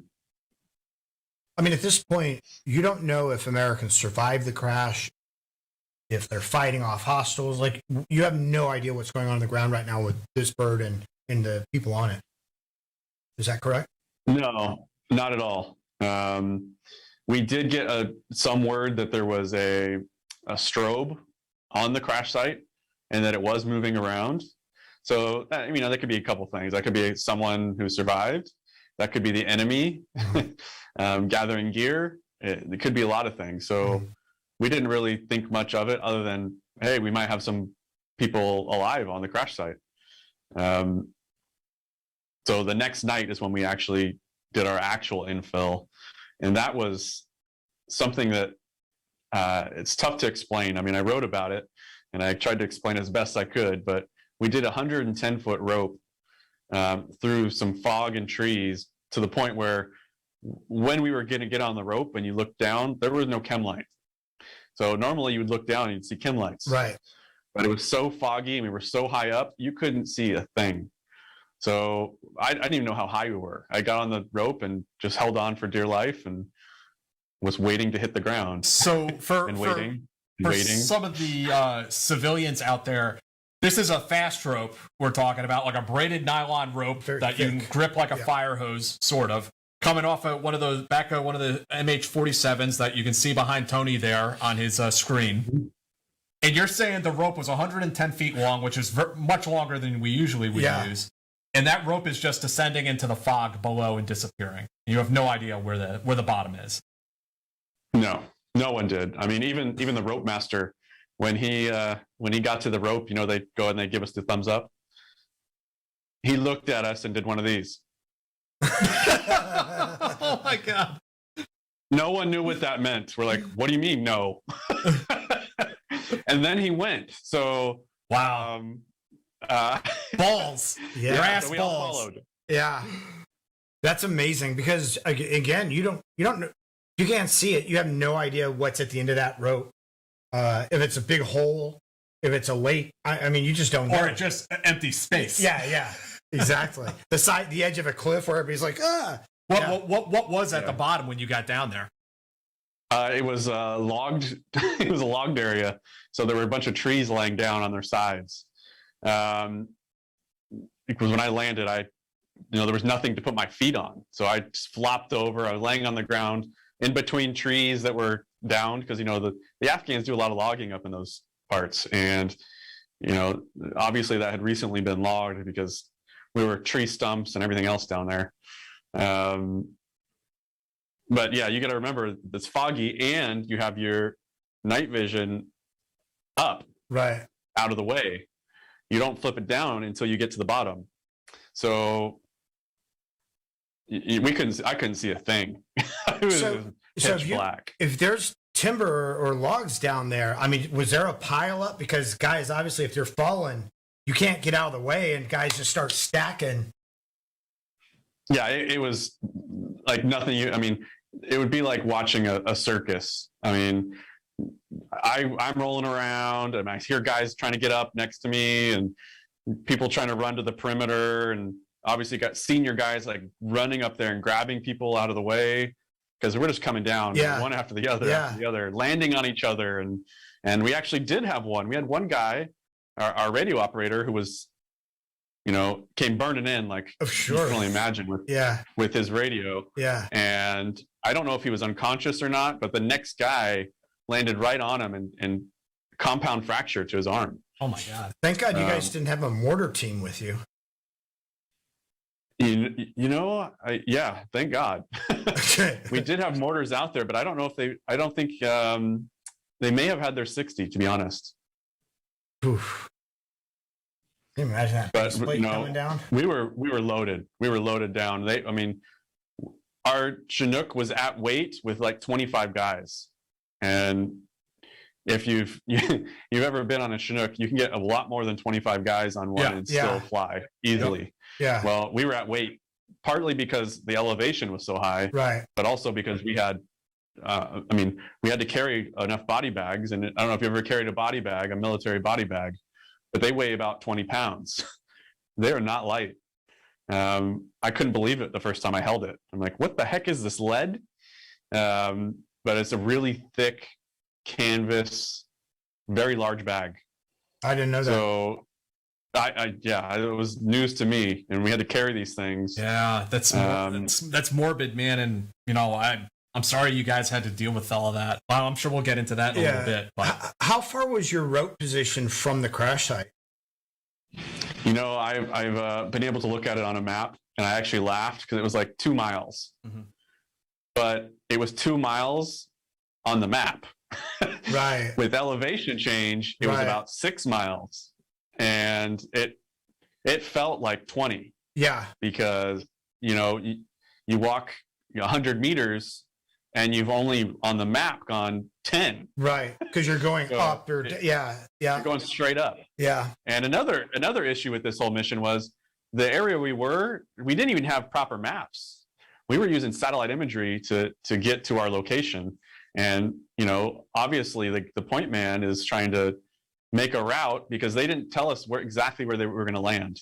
It was, we're going to get as close to this point as we can get, but we're going to put you where we find an opening or where something looks safe. And we're just going to put you down. Right. And they didn't put us on exactly where they said they were going to put us. Right. So it took us a little bit to get oriented. And thank goodness we had a good point man because he led us directly to the crash site. Right. Like spot on. Well, then I imagine that they were worried about another ambush. It's like, hey, we were down one bird, there will be another one coming. So, they've got to put you on the Y or even, further out, a good terrain feature or two away. So it's 2 miles straight line distance on the map. You guys start moving during the day or you can start moving at night? Middle of the night. So it was around midnight that we hit the ground. And your squad leader or team leader, that was the point man, was Johnny on the spot and took you right to the crash site? Yeah, there were 2 point guys that basically worked together. One of them was Sergeant Condi of 3rd Platoon that we linked up with, and he's just known for his line nav skills. So thank you, Condi, for putting us on point. I know you're probably going to watch us at some point. So, it unbelievable that, I've learned land nav, obviously. I went to Ranger School and I was a team leader. So I'm pretty good at land nav, but this was something else. This is a different world out there. And how long did it take you to move those 2 miles? We hit the crash site at sunrise. So you can imagine that's a lot of several hours. Yeah. 5 to 6 hours of walking. Yeah. No, Afghanistan is brutal terrain. Brutal. And carrying all that gear. The ever-present question, were you guys wearing body armor on top of all that? We were. Yeah. So that was another kind of lesson learned about that is you don't bring your plates. So we had body armor, which is, we did drop our body armor the next day when after we recovered the Chinook and they came in for the recovery, we dropped our plates because we were only wearing the front plate. We weren't wearing the back one, thankfully. So let's get into that then. Dawn comes, you find yourselves at the crash site. Ranger platoon arrives. What ended up happening that morning? So the first thing was to determine, the PJs were the first ones exactly on the crash site, and they've kind of led the charge on the recovery. But they basically quickly came back after they saw the crash site and said, there's no one alive. So this is not a rescue anymore. It's now a recovery. And that was like, you might as well have just taken a K-bar and slammed it in the sidewall of my car. Let out the air for sure. And then basically from there, it was, we need to recover everybody and find all their equipment. So we kind of staged and started that little sweep. And you found there were 16 personnel, and you found 15 of them like fairly quickly, right? Correct. And then it was I'd say within the first hour or so we had 15 of the 16 accounted for. But we were having a really tough time finding that last person. Right. And at that point, remember how big a Chinook is, right? You see it behind me. Yeah. Those are bigger than a city school bus or a city bus, right? Yeah. And on the ground, there wasn't much left. And there's a good photo in my book that shows a few of the guys at the remnants of Turbine 33. And the 3 guys cover the amount of bird that was left. Yeah. So it was definitely a sight that you just couldn't believe it. Yeah. Like, how is this a Chinook? How is this a Chinook? Unbelievable. It looked like the whole side of the mountain was basically burned up. Correct. Yeah, it a huge fire, obviously, a huge forest fire had occurred, and yeah, everything was burned. And you're not, for the people who might not be familiar with like a CSAR, like you're not just looking for the body in the sense that you don't know if this person is out there trying to escape and evade right now. You don't know if they've been captured. You have no, like, if you can't find the body, then it changes the entire equation for what the next steps are. Yeah, we were definitely worried that someone was on the run, and so we're just like, we better. If he's not here, where is he? Did they capture him? Is he, E&Eing right now in the mountains? So they said, all right, guys, this is it. We don't have much more time. We got to find the 16th guy. Yeah. And it took some new eyes from the 3rd platoon of Charlie Company, and I'll be damned if within like 30 minutes one of the guys finds him in one of the burnt areas. It was actually a down tree that obviously fell after the forest fire, and he was hidden kind of under the tree. Yeah. And I don't want to like get too gruesome or like, yeah, or anything, make the gory, but it must have been an experience for you guys, recovering these people that had been in a Chinook crash with a fire. Like it must not have been easy for everybody involved. I mean, no, I would say you'd be surprised at how well you would perform when these are your buddies. Right. You're moving pretty fast, and you don't have time to process your emotions, really. Right. So you're really just working. Now, after it's all done, that's a different story. Right. But in the moment, actually, I think we were so motivated to find these guys and get them home that it's hard to explain how you just get into this robot mode. But right. I think a lot of combat veterans watching understand. But yeah. For the civilians, it's one of those things that you try really hard to not show your emotions when you're on the battlefield, because you know how it affects your buddies and everyone around you. So the harder you work, the less chance you have for any emotions to come out. Right. So I think that's kind of how a lot of the spec ops guys operate. If you just keep working, there's nothing to think about. But I mean, and also, as hard as difficult as that is, I mean, you guys did the honorable thing and recovered all 16 of those personnel and got them back home. And, I don't think you or any of the other guys out there, as hard as that is to deal with, you all did the right thing.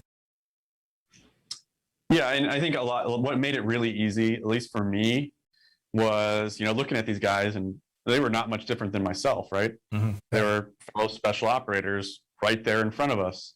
And what I kept telling myself was, if this was me, they'd be out doing the same damn thing. Right. They'd be out there helping us, getting us home to our family. So that made it easy. And plus, you think about the families back home, like they deserve their loved one to come home.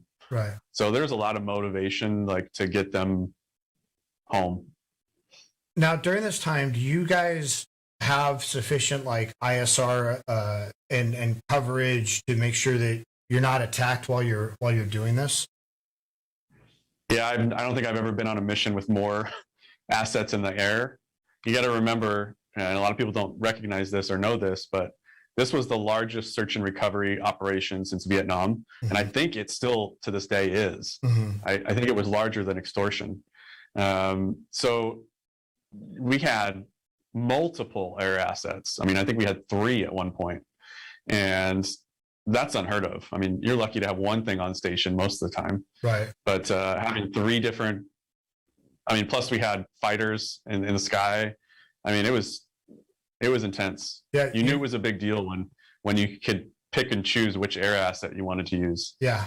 And you guys had, I guess, the A-10s were kind of smacking dudes down as they were trying to move towards you. So they didn't even basically have a chance. Correct. Yeah. We were actually, recovering the crash site. We had removed all of our gear, had our weapons set on the ground, because when you're, we're doing a recovery, you can't have any other extra weight on you. Yeah. People are heavy. Yeah. So we had all that stuff down, and we hear cracking of an AK and an air burst of a RPG. And we're like, oh, here we go. They're here. So all of us run over to our gear, throw it on, and get ready, like getting ready to maneuver. And it was, looking back on it, it happened so fast. Like within minutes, you hear the A-10s, you hear them fire their rockets. Yeah. And then you hear over the radio, yeah, they're gone. Go back to work. They're not going to be a problem. You guys are good. Yeah. Those A-10s, when you hear that burp, that's one of the greatest sounds in the world. Yeah, I mean, they were using not only their cannons, but they were using rockets. They were using the 275 millimeter, and those things are, the flechette rounds are, they're huge. Yeah. And yeah, they basically littered that side of the mountain. And I don't know why these guys were firing at us, to be honest. They were like a mile away. So we probably wouldn't have seen them if they didn't start shooting from too far. Yeah. So you get the remains of the SEALs and the pilots recovered. What's the next step? To evac the bodies, the remains out. When do you start hearing about this other patrol that's out there, an American that's MIA? Kind of what's the next step for your platoon out there? It was almost immediately when we finished recovery that we were told we need to investigate some transponder hits that were not, like a mile away. So we quickly got our gear on and headed out on patrol. But, we didn't know exactly still at that point. We knew there were SEALs, but we didn't know that they were the recon element that was out there prior. We eventually learned that. I think the next morning we learned that on our next patrol. But this is Vietnam-style patrolling that we joke that we trained this way, during the global war on terror, and then we actually did it. And we had a Ranger School patrol base on my very first mission, on my first deployment. Yeah. And so when I got to Ranger School, it's actually kind of funny. When I got to Ranger School, I was like, oh, so this is why we did this. Yeah.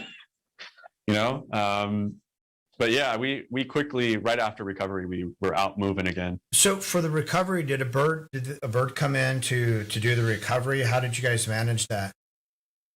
Yeah, essentially, the first sergeant created an HLZ with a bunch of explosives, and we waited until nightfall to bring in another Chinook to exfil them that night. And you guys are like, well, they're good. Like, you're not getting on the bird. You have a follow-on mission to go check out these transponders. Yeah, we knew we weren't leaving because we knew that there were. We hit the transponder patrol before the exfil. Actually. Oh, really? Okay. Yeah, so it was right after we basically lined them up for exfil, and it was still daytime. It was middle of the day. So then we did our follow-on patrol shortly thereafter. And we were beat. We were beat up. I bet. I couldn't believe it. When they told us we're going on patrol, I was thinking to myself, I don't know about this. All of us are dehydrated. We're exhausted. We walked all night. We, recovered bodies all day. Yeah. And now we're going on a patrol. Yeah. And so you guys are fanning out through the mountains and the forests looking for transponders. You initiated movement that night? It was actually middle of the day, right after the recovery. Okay. We headed out on this patrol, and SEAL Team 10 joined us. They linked up with us, and we patrolled together. And when I say patrol, this was not your traditional type patrol. It was like, we had two guys on the side of a goat trail, and we were booking it. Mm-hmm. We were just running, basically. Mm-hmm. There was no tactical movement here. We were asking for it, essentially. And we were told, the way we're moving, it's pretty likely we're going to get in a bad firefight. So be ready, because we're moving fast and we're moving loud, and we're not, in a proper, this is how you shouldn't move. But speed was our tool at the time, because we thought we might have guys that are alive still. Right. You're moving to potentially rescue other Americans that are out. Yeah. So it's crazy. I mean, we wouldn't even do this in a training environment. Right. This was like an old road march where you're on the side of the road, right, and you're just booking down, but it's a goat trail. Yeah. And yeah, the security was, you did the best you could, right?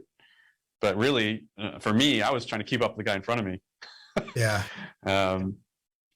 So hey, if they start shooting at us, we'll fight. How far did you have to move to that first transponder hit? It was about a little over a mile, but it was like straight downhill into a valley. Okay. And so the movement down wasn't too bad. Yeah. Yeah. Coming back, that's a different story. And was the transponder still there when you arrived? Nothing. There was nothing. We found nothing. We got to, it was just an empty space where obviously they probably made a radio transmission from that spot or near it, or a sat phone. We don't know exactly what caused this intel, but no boot prints in the mud, no expended brass, nothing. Nothing. We came up completely empty. Then it was obviously a huge disappointment. Mm-hmm. We just walked for nothing.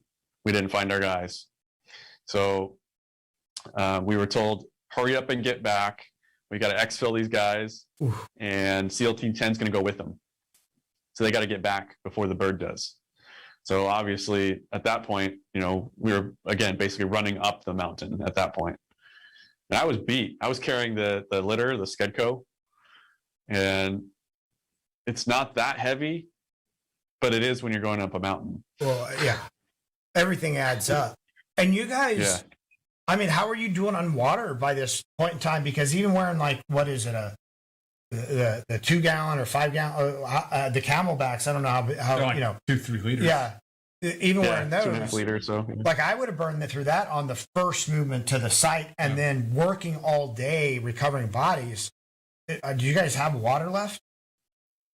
No, we were I think almost everyone was out of water. I had like a little bit just to wet my mouth.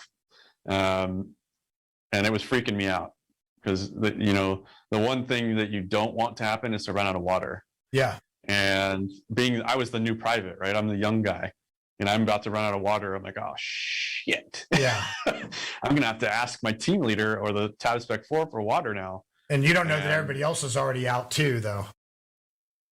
Just about everybody was out. Yeah. I don't think anyone had anything more than like half a bottle of water. Yeah. Basically. So yeah, there was no water at that point. And we were booking it up that hill. Thankfully, the 160th guys, when they came in to recover the bodies, once we got up to the mountain, they restocked us for a little bit at least. Yeah. So now it's nighttime. So you guys have been on the move and working hard, like expending massive amounts of energy for almost 24 hours straight. Correct. So it's time to go home. No. No. They put us back at HLZ up there, and we created a patrol base, and we pulled security for the night because they put us down for the night because they're like, we're going to kill these guys if we keep pushing them. Yeah. They're basically out of water. They've got to recover. But they said in the morning, we're heading out again. There's some other things we need to do, and we're going to drop some ordnance on this this village nearby, which we almost were in the night before. And this is apparently where Ahmad Shah had his ID factory, and they suspected him to be there. So they were going to drop 3 500-pound JDAMs on this mud hut. But it's weird. I mean, it's odd to me that they're going to drop ordnance on anything when there's an American or at least, that there are possibly 4 Americans out there alive that they don't know where they are. True. Yes. As I was in the patrol base that night, me being the young private, I was a smart ranger. So I always had these questions, and I always had, insight. And I was asking things to my team leader. Thankfully, I had a good team leader who actually answered them and didn't just yell at me. Right. But I said, I asked him, I said, isn't it weird that we're dropping bombs when we don't know where our guys are? And he just stared at me. Yeah. Like, no answer. He literally just stared right through me. Like, I want to answer you, but you don't want to hear my answer. Right. Right. Well, I have an even more obnoxious question: is why send a recce out on this facility if you're just going to drop some bombs on it without a recce? If you haven't heard from your recce team and you don't need their input, just blow it. Then why didn't you just blow it up anyway? Just throwing that out there. Hey, teach their own. Right? Yeah. Well, I'll say this. I don't know if they had intel on that building or not. Right. No, now, I get RRD was on the ground, so okay. They may very well have had eyes on, but we didn't get that information. So I don't want to assume everything, but that was just my thoughts at the moment. Gotcha. Yeah. Fair enough. I did not know that ROD was on the ground, so maybe they had confirmed. So they were out in another location. What were those dudes up to? I don't know. We did link up with them that day. So that night we did link up with them. So I don't know when they arrived or where they came from. They didn't come in with us. Mm-hmm. They just appeared. I mean, Recce doing what Recce does, or RRD does what RRD does, right? They just appear. So I wish I could get a hold of some of those guys and find out where they came from. But they were definitely on the ground for sure. So now we're getting into day 3. Yeah, this was 3 days post crash. Mm-hmm. But and day 2 of us on the ground. 2 days of you on the ground. The second morning. How much water did the Chinooks bring you? Did the recovery team bring you? Did they restock you guys?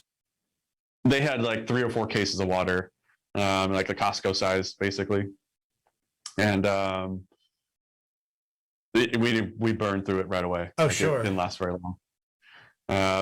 We each grabbed a couple bottles, and that's what we had. I drank one during the night. I should have had another, looking back on it, but we all had a couple bottles of water for the next day.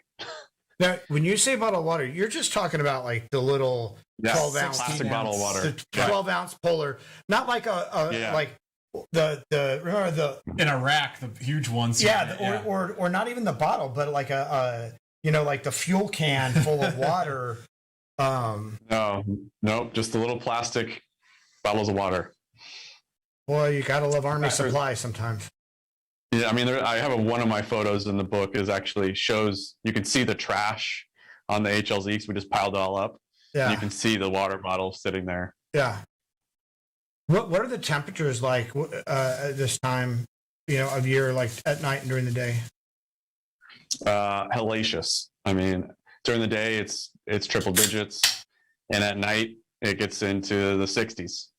So, it doesn't sound cold, but I'll tell you what, when you've been sweating all day and it gets down to 60, it feels like 20. Feels like it's freezing. Yeah.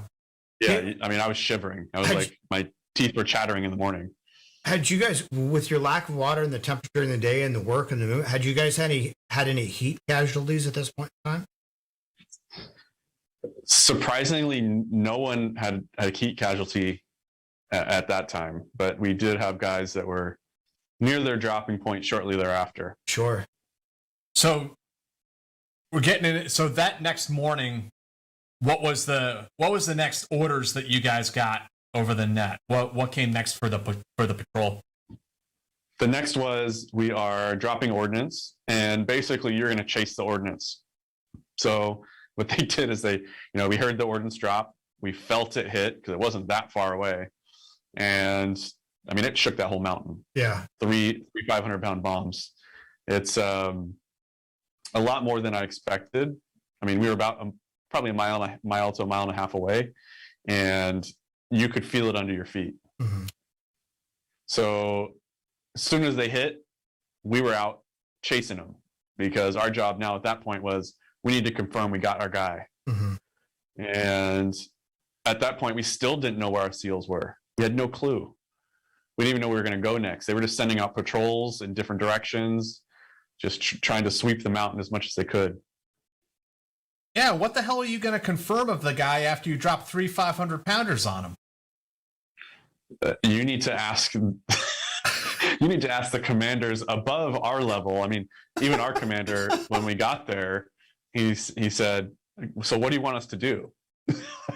Yeah. Like, this was a building, and now it's a field full of cement and grass and dirt. And they said, lo and behold, I need you guys to SSE that site. So, so SSE means sensitive site exploitation, and it means like if you go into a house, then you search everything in the house, you take all the documents, you take the computer, like you search everything, and basically they want you to do this to a pile of rubble. A pile of rubble. I mean, to be honest, it didn't even look like a pile of rubble. It looked like, to me, it was like a farm field with some chunks of like rock and cement and dirt and clay. Right. It didn't seem like a building at all. Right. So, now, were they doing this to target Ahmed Shah? Did they expect you? I mean, did they send you in with a handy rapid DNA like sniffer that could pull all the DNA odor from the? No.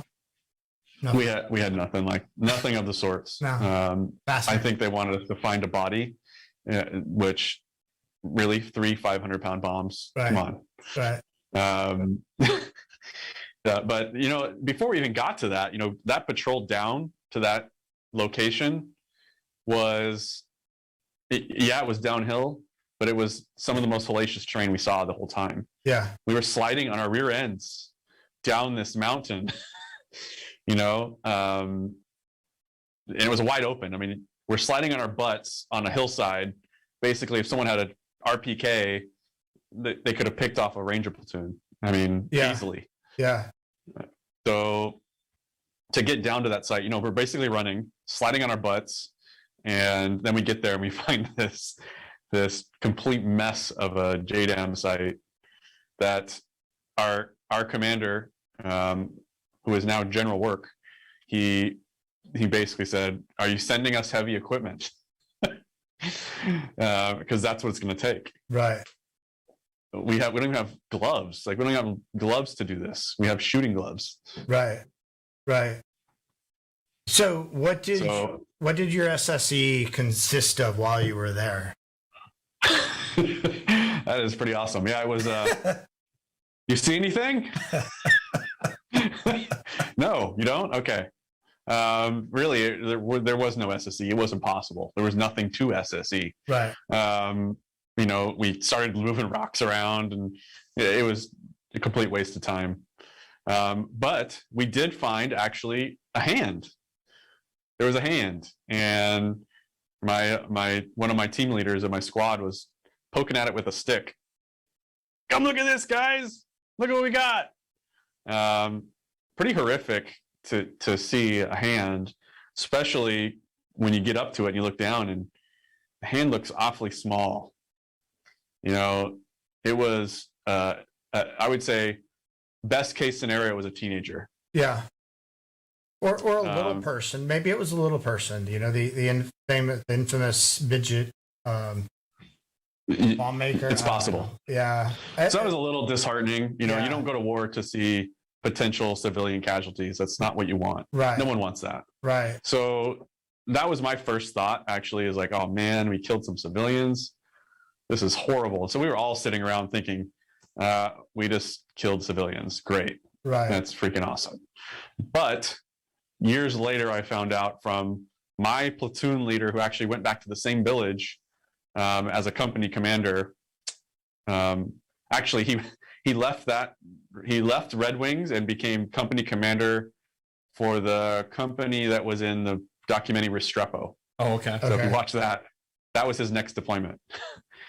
Pretty unbelievable. And he found out that actually that JDAM actually killed a bunch of insurgents. So it wasn't a civilian casualty like I thought. Right. So that was a little bit refreshing, but I lived like 10 years of my life thinking that I saw a bunch of civilians get killed. Right. And I mean, up to this point, like, you guys haven't been in combat, so you haven't had that, I don't want to say release, but sort of that active part. You've recovered bodies, which was probably, or had some emotional, weight. And then you go and you think, you feel as though we just JDAM'd civilians, which has emotional weight. And I mean, does this feel like a heavy op for you, especially since you haven't been in combat yet? Yeah, for me, it was like, I honestly, this was the moment, Jack was mentioning earlier, you were living the dream, right? This is what you thought it would be? No. Well, that's the moment I had. It was basically right after that night, after that JDAM site. I was sitting there and, talking to one of the team leaders, and basically it was like, is this what you thought war was going to be like? No, this is nothing. This is nothing that I thought it was going to be like. Yeah. And it was, I mean, the whole mission was a complete failure, right? Like, we wouldn't even know about this mission if it was a success. Right. So the whole point the only reason we're talking about this is because it was like one of the most epic failures in Spec Ops history. So, we're sitting there on the mountain, and I'm just thinking, okay, so we know 16 guys are dead. Mm-hmm. We killed some civilians. We still haven't found our Navy SEALs. Mm-hmm. And I haven't eaten, and we're out of water. This fucking sucks. Yeah. This is horrible. Yeah. And so now, where's the fighting? Where's the glory? Right. And now it's time, of course, for you guys to get on the bird and go home for hot sandwiches and soup, right? Ice cream. I wish, at that point we were starting to have heat casualties. People were starting to fall out, and docs running around with IVs, and it was a mess. And I'm sitting there joking with one of the guys who's about to be heat casualty. I asked him, wouldn't it be nice if they airdropped some pizza? And he didn't like that, because he was about to come to find out he was about to pass out. Yeah. So, we finally got a resupply that night, but that was another shit show. Was they went to go airdrop us water and food, and they dropped it a valley over. Oh my gosh. Oh shit. And we're like, you got to be kidding me. Yeah. Like, we walked for 24 hours. Like, we're not going to get it. Yeah. And the one that landed near us, the chute never opened and it burned in. So half of the stuff had exploded. Yeah. Yeah. So I'm drinking out of these like broken water bottles that were half full. And we're just chugging these things. And they resupplied us the next day. Finally, we ended up getting food and water. But it was on the way down to that JDAM site that we heard that there was new intel. That's when we kind of heard about the SEALs. Mm-hmm. So 3 Charlie was on our way down, was sent to a village to search for what we heard was an American. They had an American. They were kind of chattering on the radio, and someone had come into a local base and said, we have an American in our village. So 3 Charlie basically started running to that village while we were on our way down to that JDAM. That was the only glimmer of hope I think we had for the first 2 or 3 days there. Mm-hmm. But we also heard shortly after the SSE that they found somebody. Mm-hmm. They literally found a live American. And I can't even explain what that felt like. Wow. After all that negativity and all that failure that we all felt, it's like, holy shit, that someone survived all this. Mm-hmm. And yeah, it was like we were like partying. And you guys got him. High-fiving. Wow. Yeah. And not only did they survive, but you guys being out there, having gone through all that, you guys were on, close enough to actually go and get him. Yeah. He was not that far. I mean, far considering all the injuries and stuff that he went through. Sure. Like, I can't believe he made it that far, to be honest. But I guess, adrenaline does crazy things to the human body. Let's actually get to some questions. Okay, before we talk about so we just want to get to some questions, and then we'll get back into this. Okay, Jackson, thank you very much. For Tony, Jack, and Dave, where do you all see the future of Ranger Regiment headed? In a perfect world, what would be the next evolution of the 75th? Tony, take it away. I mean, I think they've kind of already molded into this counterterrorism type force that is new to them. They went from, you know, airfield seizures to these direct action raids, and I think that's the right path, given there's so many urban centers in the world. If we're going to war again, we're going to need that large urban force to go door to door and fight. I mean, it's urban warfare is the future. Mm-hmm. Yeah, I think the Ranger Regiment, you know, they build themselves, they call themselves America's premier raid force. So that kind of says it all right there, what they see their future as.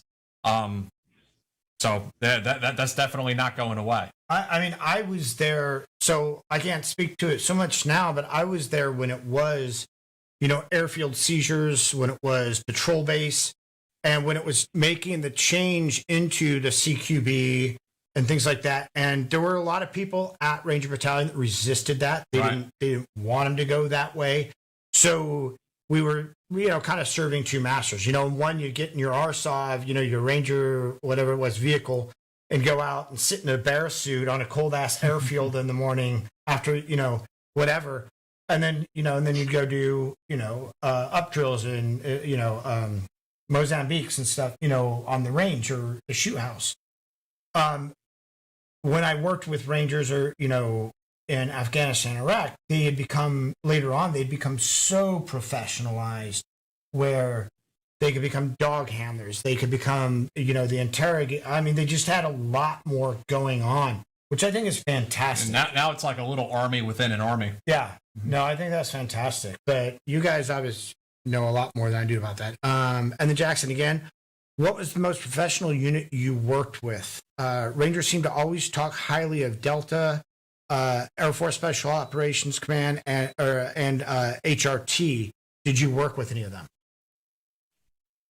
Yeah, I personally worked with all of them. I mean, I worked with SEAL Team 6, HRT. I worked with the AFSOC guys, the PJs, the AFSOC guys. PJs, obviously, yeah. And I would say the two that stood out to me the most, one being Delta, far and away, I think the best counterterrorism force out there. And the other one is the PJs. Those guys, you talk about knowing your job inside and out. Those guys were amazing. So I give a lot of props to those guys. Jackson, thank you again. How critical were other soft elements of the SEAL? Oh, how critical, as in like critical, were the other soft elements of the SEALs plans for the Rookie of Ahmed Shah? All due respect, was there pushback on their planning ability? You know, I don't know the full details of that. I think this has been written about. I think Ed Derrick covered this in his book. And it's, I think a lot of the soft community actually didn't want to do this mission. And the only people that actually accepted it was the SEALs. So I think that was the pushback was, no, this doesn't seem like a good idea for our guys. So all it takes is one commander to say yes, right? Right.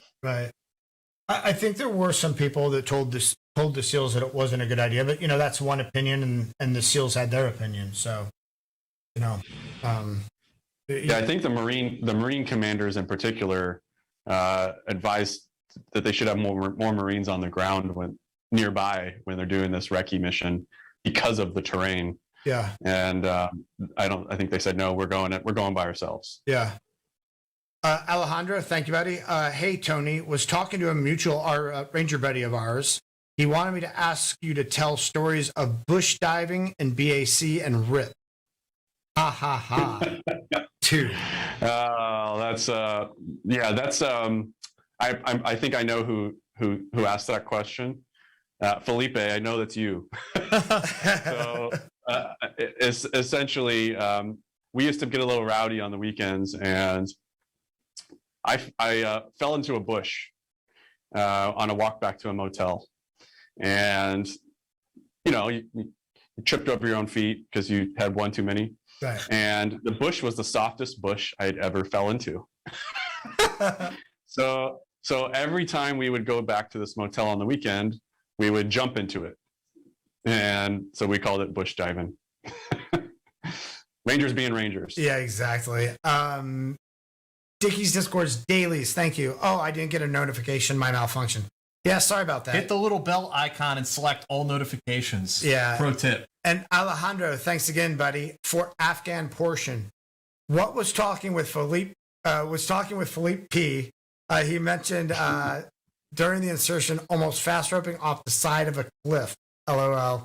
He mentioned you had a guy land on you while roping in, injured your arm, and Charlie might.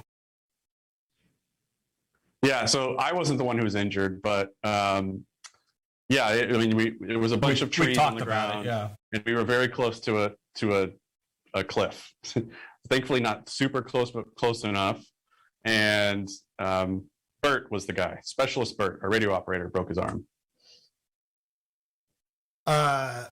John Dugan, thank you very much. No segue for ball trimmers. Awkward. Next time, we'll get you. We got you. Next time. We got you. Don't worry about it. And then BPA Izzy, thank you very much for the donation. I don't see a question, and if one comes up. let's talk about the recovery then. You guys on the ground had gotten word that an American has been found. What was the next step for your platoon?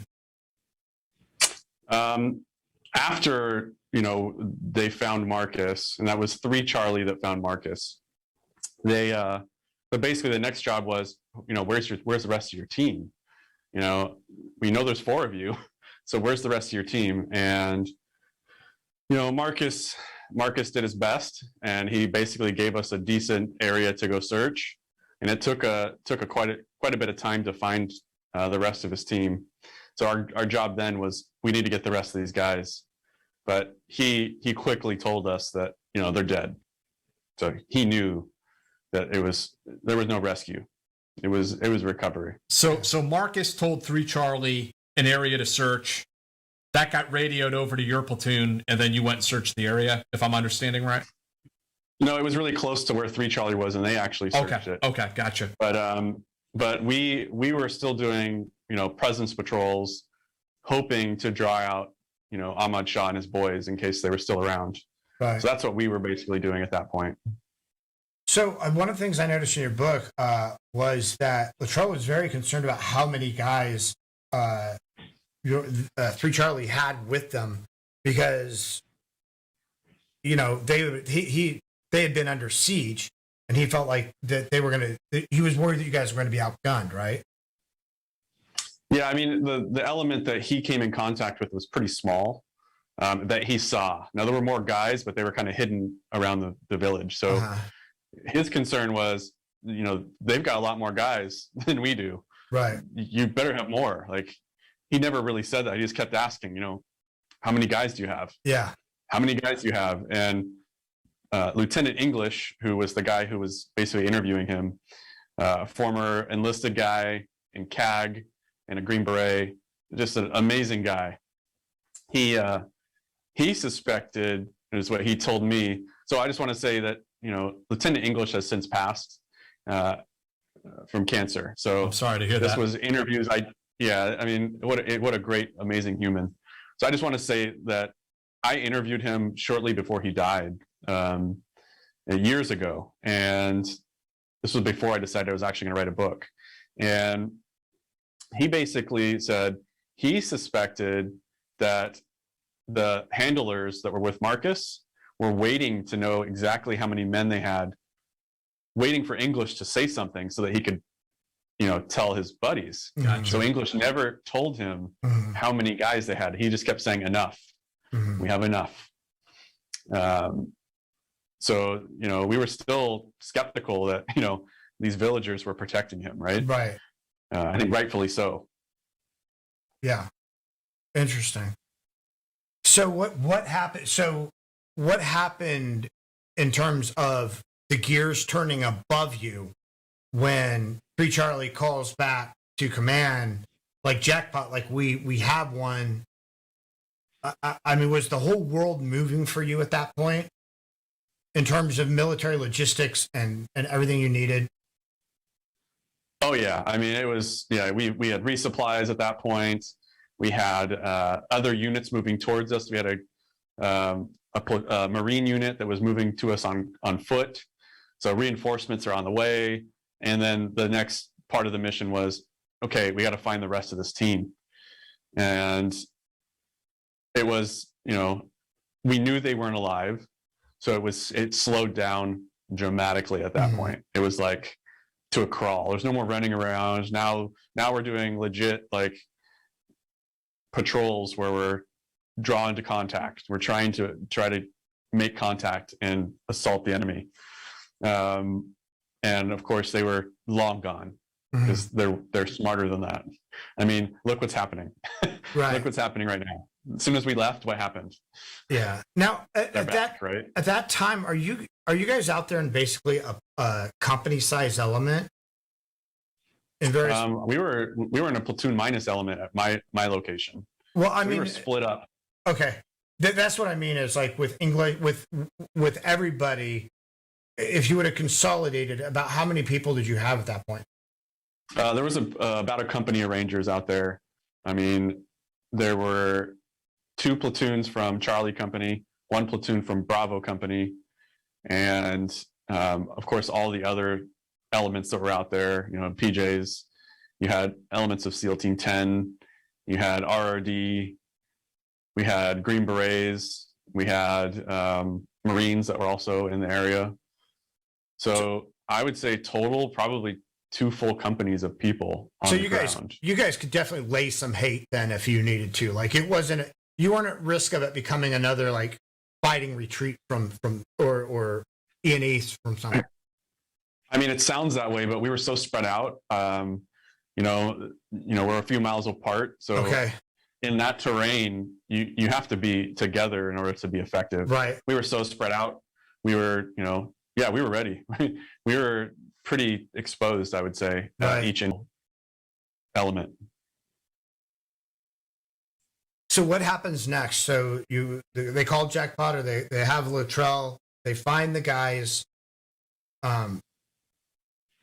Like, do they? Now is it time to go home? Now do you get to go home for some cake and ice cream? Not quite. This was the point where we still need to find his team, right? So 3 Charlie has an idea of where they are, but they weren't. I mean, Luttrell's description was not like, this is the coordinates. It was like this here, they're there. He like circled an area on the map, and we trusted him, so we sent 3 Charlie there. But 1 Charlie, my unit, did patrols in other areas that we knew that they had passed by, just to be sure that, he just been through severe trauma. So you can trust him, but you can only trust him so much. Right. I mean, we don't know how bad he's hurt at that point. So we just kept patrolling and looking and crawling around in the mountains at known areas of where they had been. And it was a few days later before we found his buddies. So you can imagine that terrain's that bad. I mean, it takes days to search a little area on the map. The whole time I was out there, I just had no appetite. I mean, I was like snacking on things, but I never ate a full meal really. Yeah. You a little bit on edge from the days prior, so you weren't very hungry. So I mean, I lost like 15 pounds in that week. So just out of curiosity, you went to Ranger School. Like when you went to Ranger School after this, you're probably like, this isn't shit. Like I get 2 to 3 hours a night sleep. I get at least a meal or 2 a day. Like I'm cool with this. No, Ranger School still sucks, but I would say that it was still awful. But at the same time, I always had that to fall back on, right? Right. In the mountain, I was in the mountains in winter. It sucked. And I just kept thinking, well, at least I'm not in Afghanistan. Right, so right.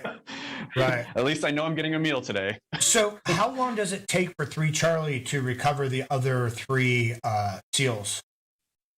It was a total of 2 days after Marcus to get everybody. And there's still Matthew Axelson was still not recovered at that point. It wasn't until we got, reinforcements from 3rd Ranger Battalion who basically deployed early because of this mission. As soon as this mission went down, 3rd Ranger Battalion was activated. I remember when that happened. Oh, really? Yeah. It was Charlie Company, I believe. It was like a platoon or two from Charlie Company that got deployed. They did. Yeah, like they got out there. I believe it was the 6th day, or 5th or 6th. Yeah, day. it was like, an RF1 recall. Yeah. They called everyone's cell phones, got them in there, and rapidly deployed those guys. Oh, yeah.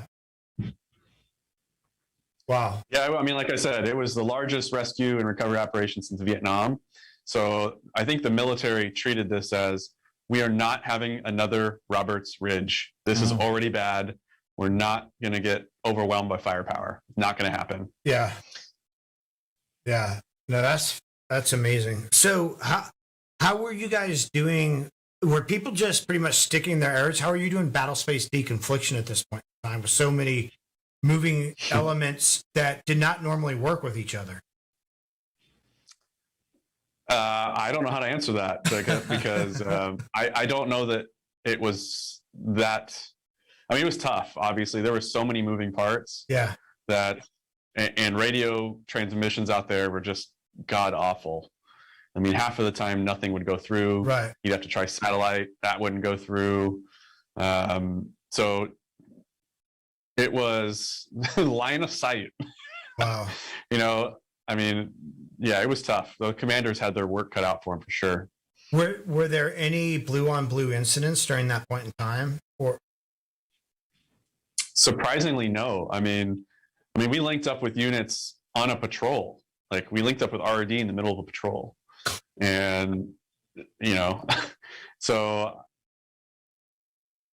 I don't know how it all occurred, but it was very well done by at least my leaders that I saw. I mean, I had some of the best guys on the planet. I had, Lieutenant Colonel Howell. I had General Work, and Congdon, who is, I believe he retired as a sergeant major. These guys were cream of the crop. So,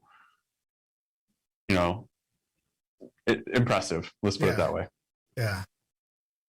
So how did this operation finally start winding down? I mean, after you're out there 5 days, everyone's recovered. What was the next step?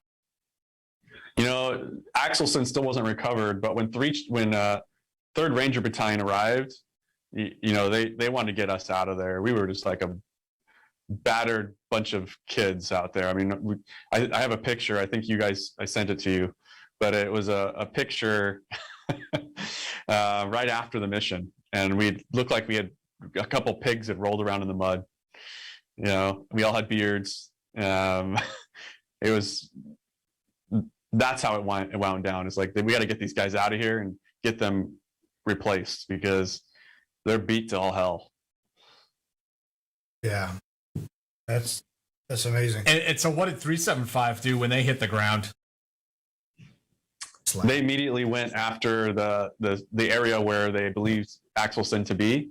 Gotcha. And Axelson, this is not like, isn't common knowledge, but he was not near his two buddies. He was a little bit away from them. So, one can say that, he may have survived much longer than we thought. Uh-huh. He may have been eating himself. So that's why it took so long. He's a stud, right? So he may have made his way out of there. What was the estimated size of the force that they encountered? There's so many conflicting reports out there, but I have seen videos of the Taliban has put out, or Ahmad Shah's guys have put out, and to my best estimation, I think it was no more than about 12 men. But you got to keep in mind, and this is I'm not trying to make Marcus's story not true, because that terrain, right? He could have put 5 guys against those 4 SEALs, and the superiority of position they had, right? It wouldn't have mattered. It wouldn't have mattered if there were 50 or 5. Right. You're shooting down on these guys, and just walking that terrain, I'll just say this: I don't know how anyone could have survived if they're ambushed from above. I just there's no cover. There's trees, but they're shooting plunging fire down on you. Right. You don't even have to aim. So our estimation is about 12. Yeah.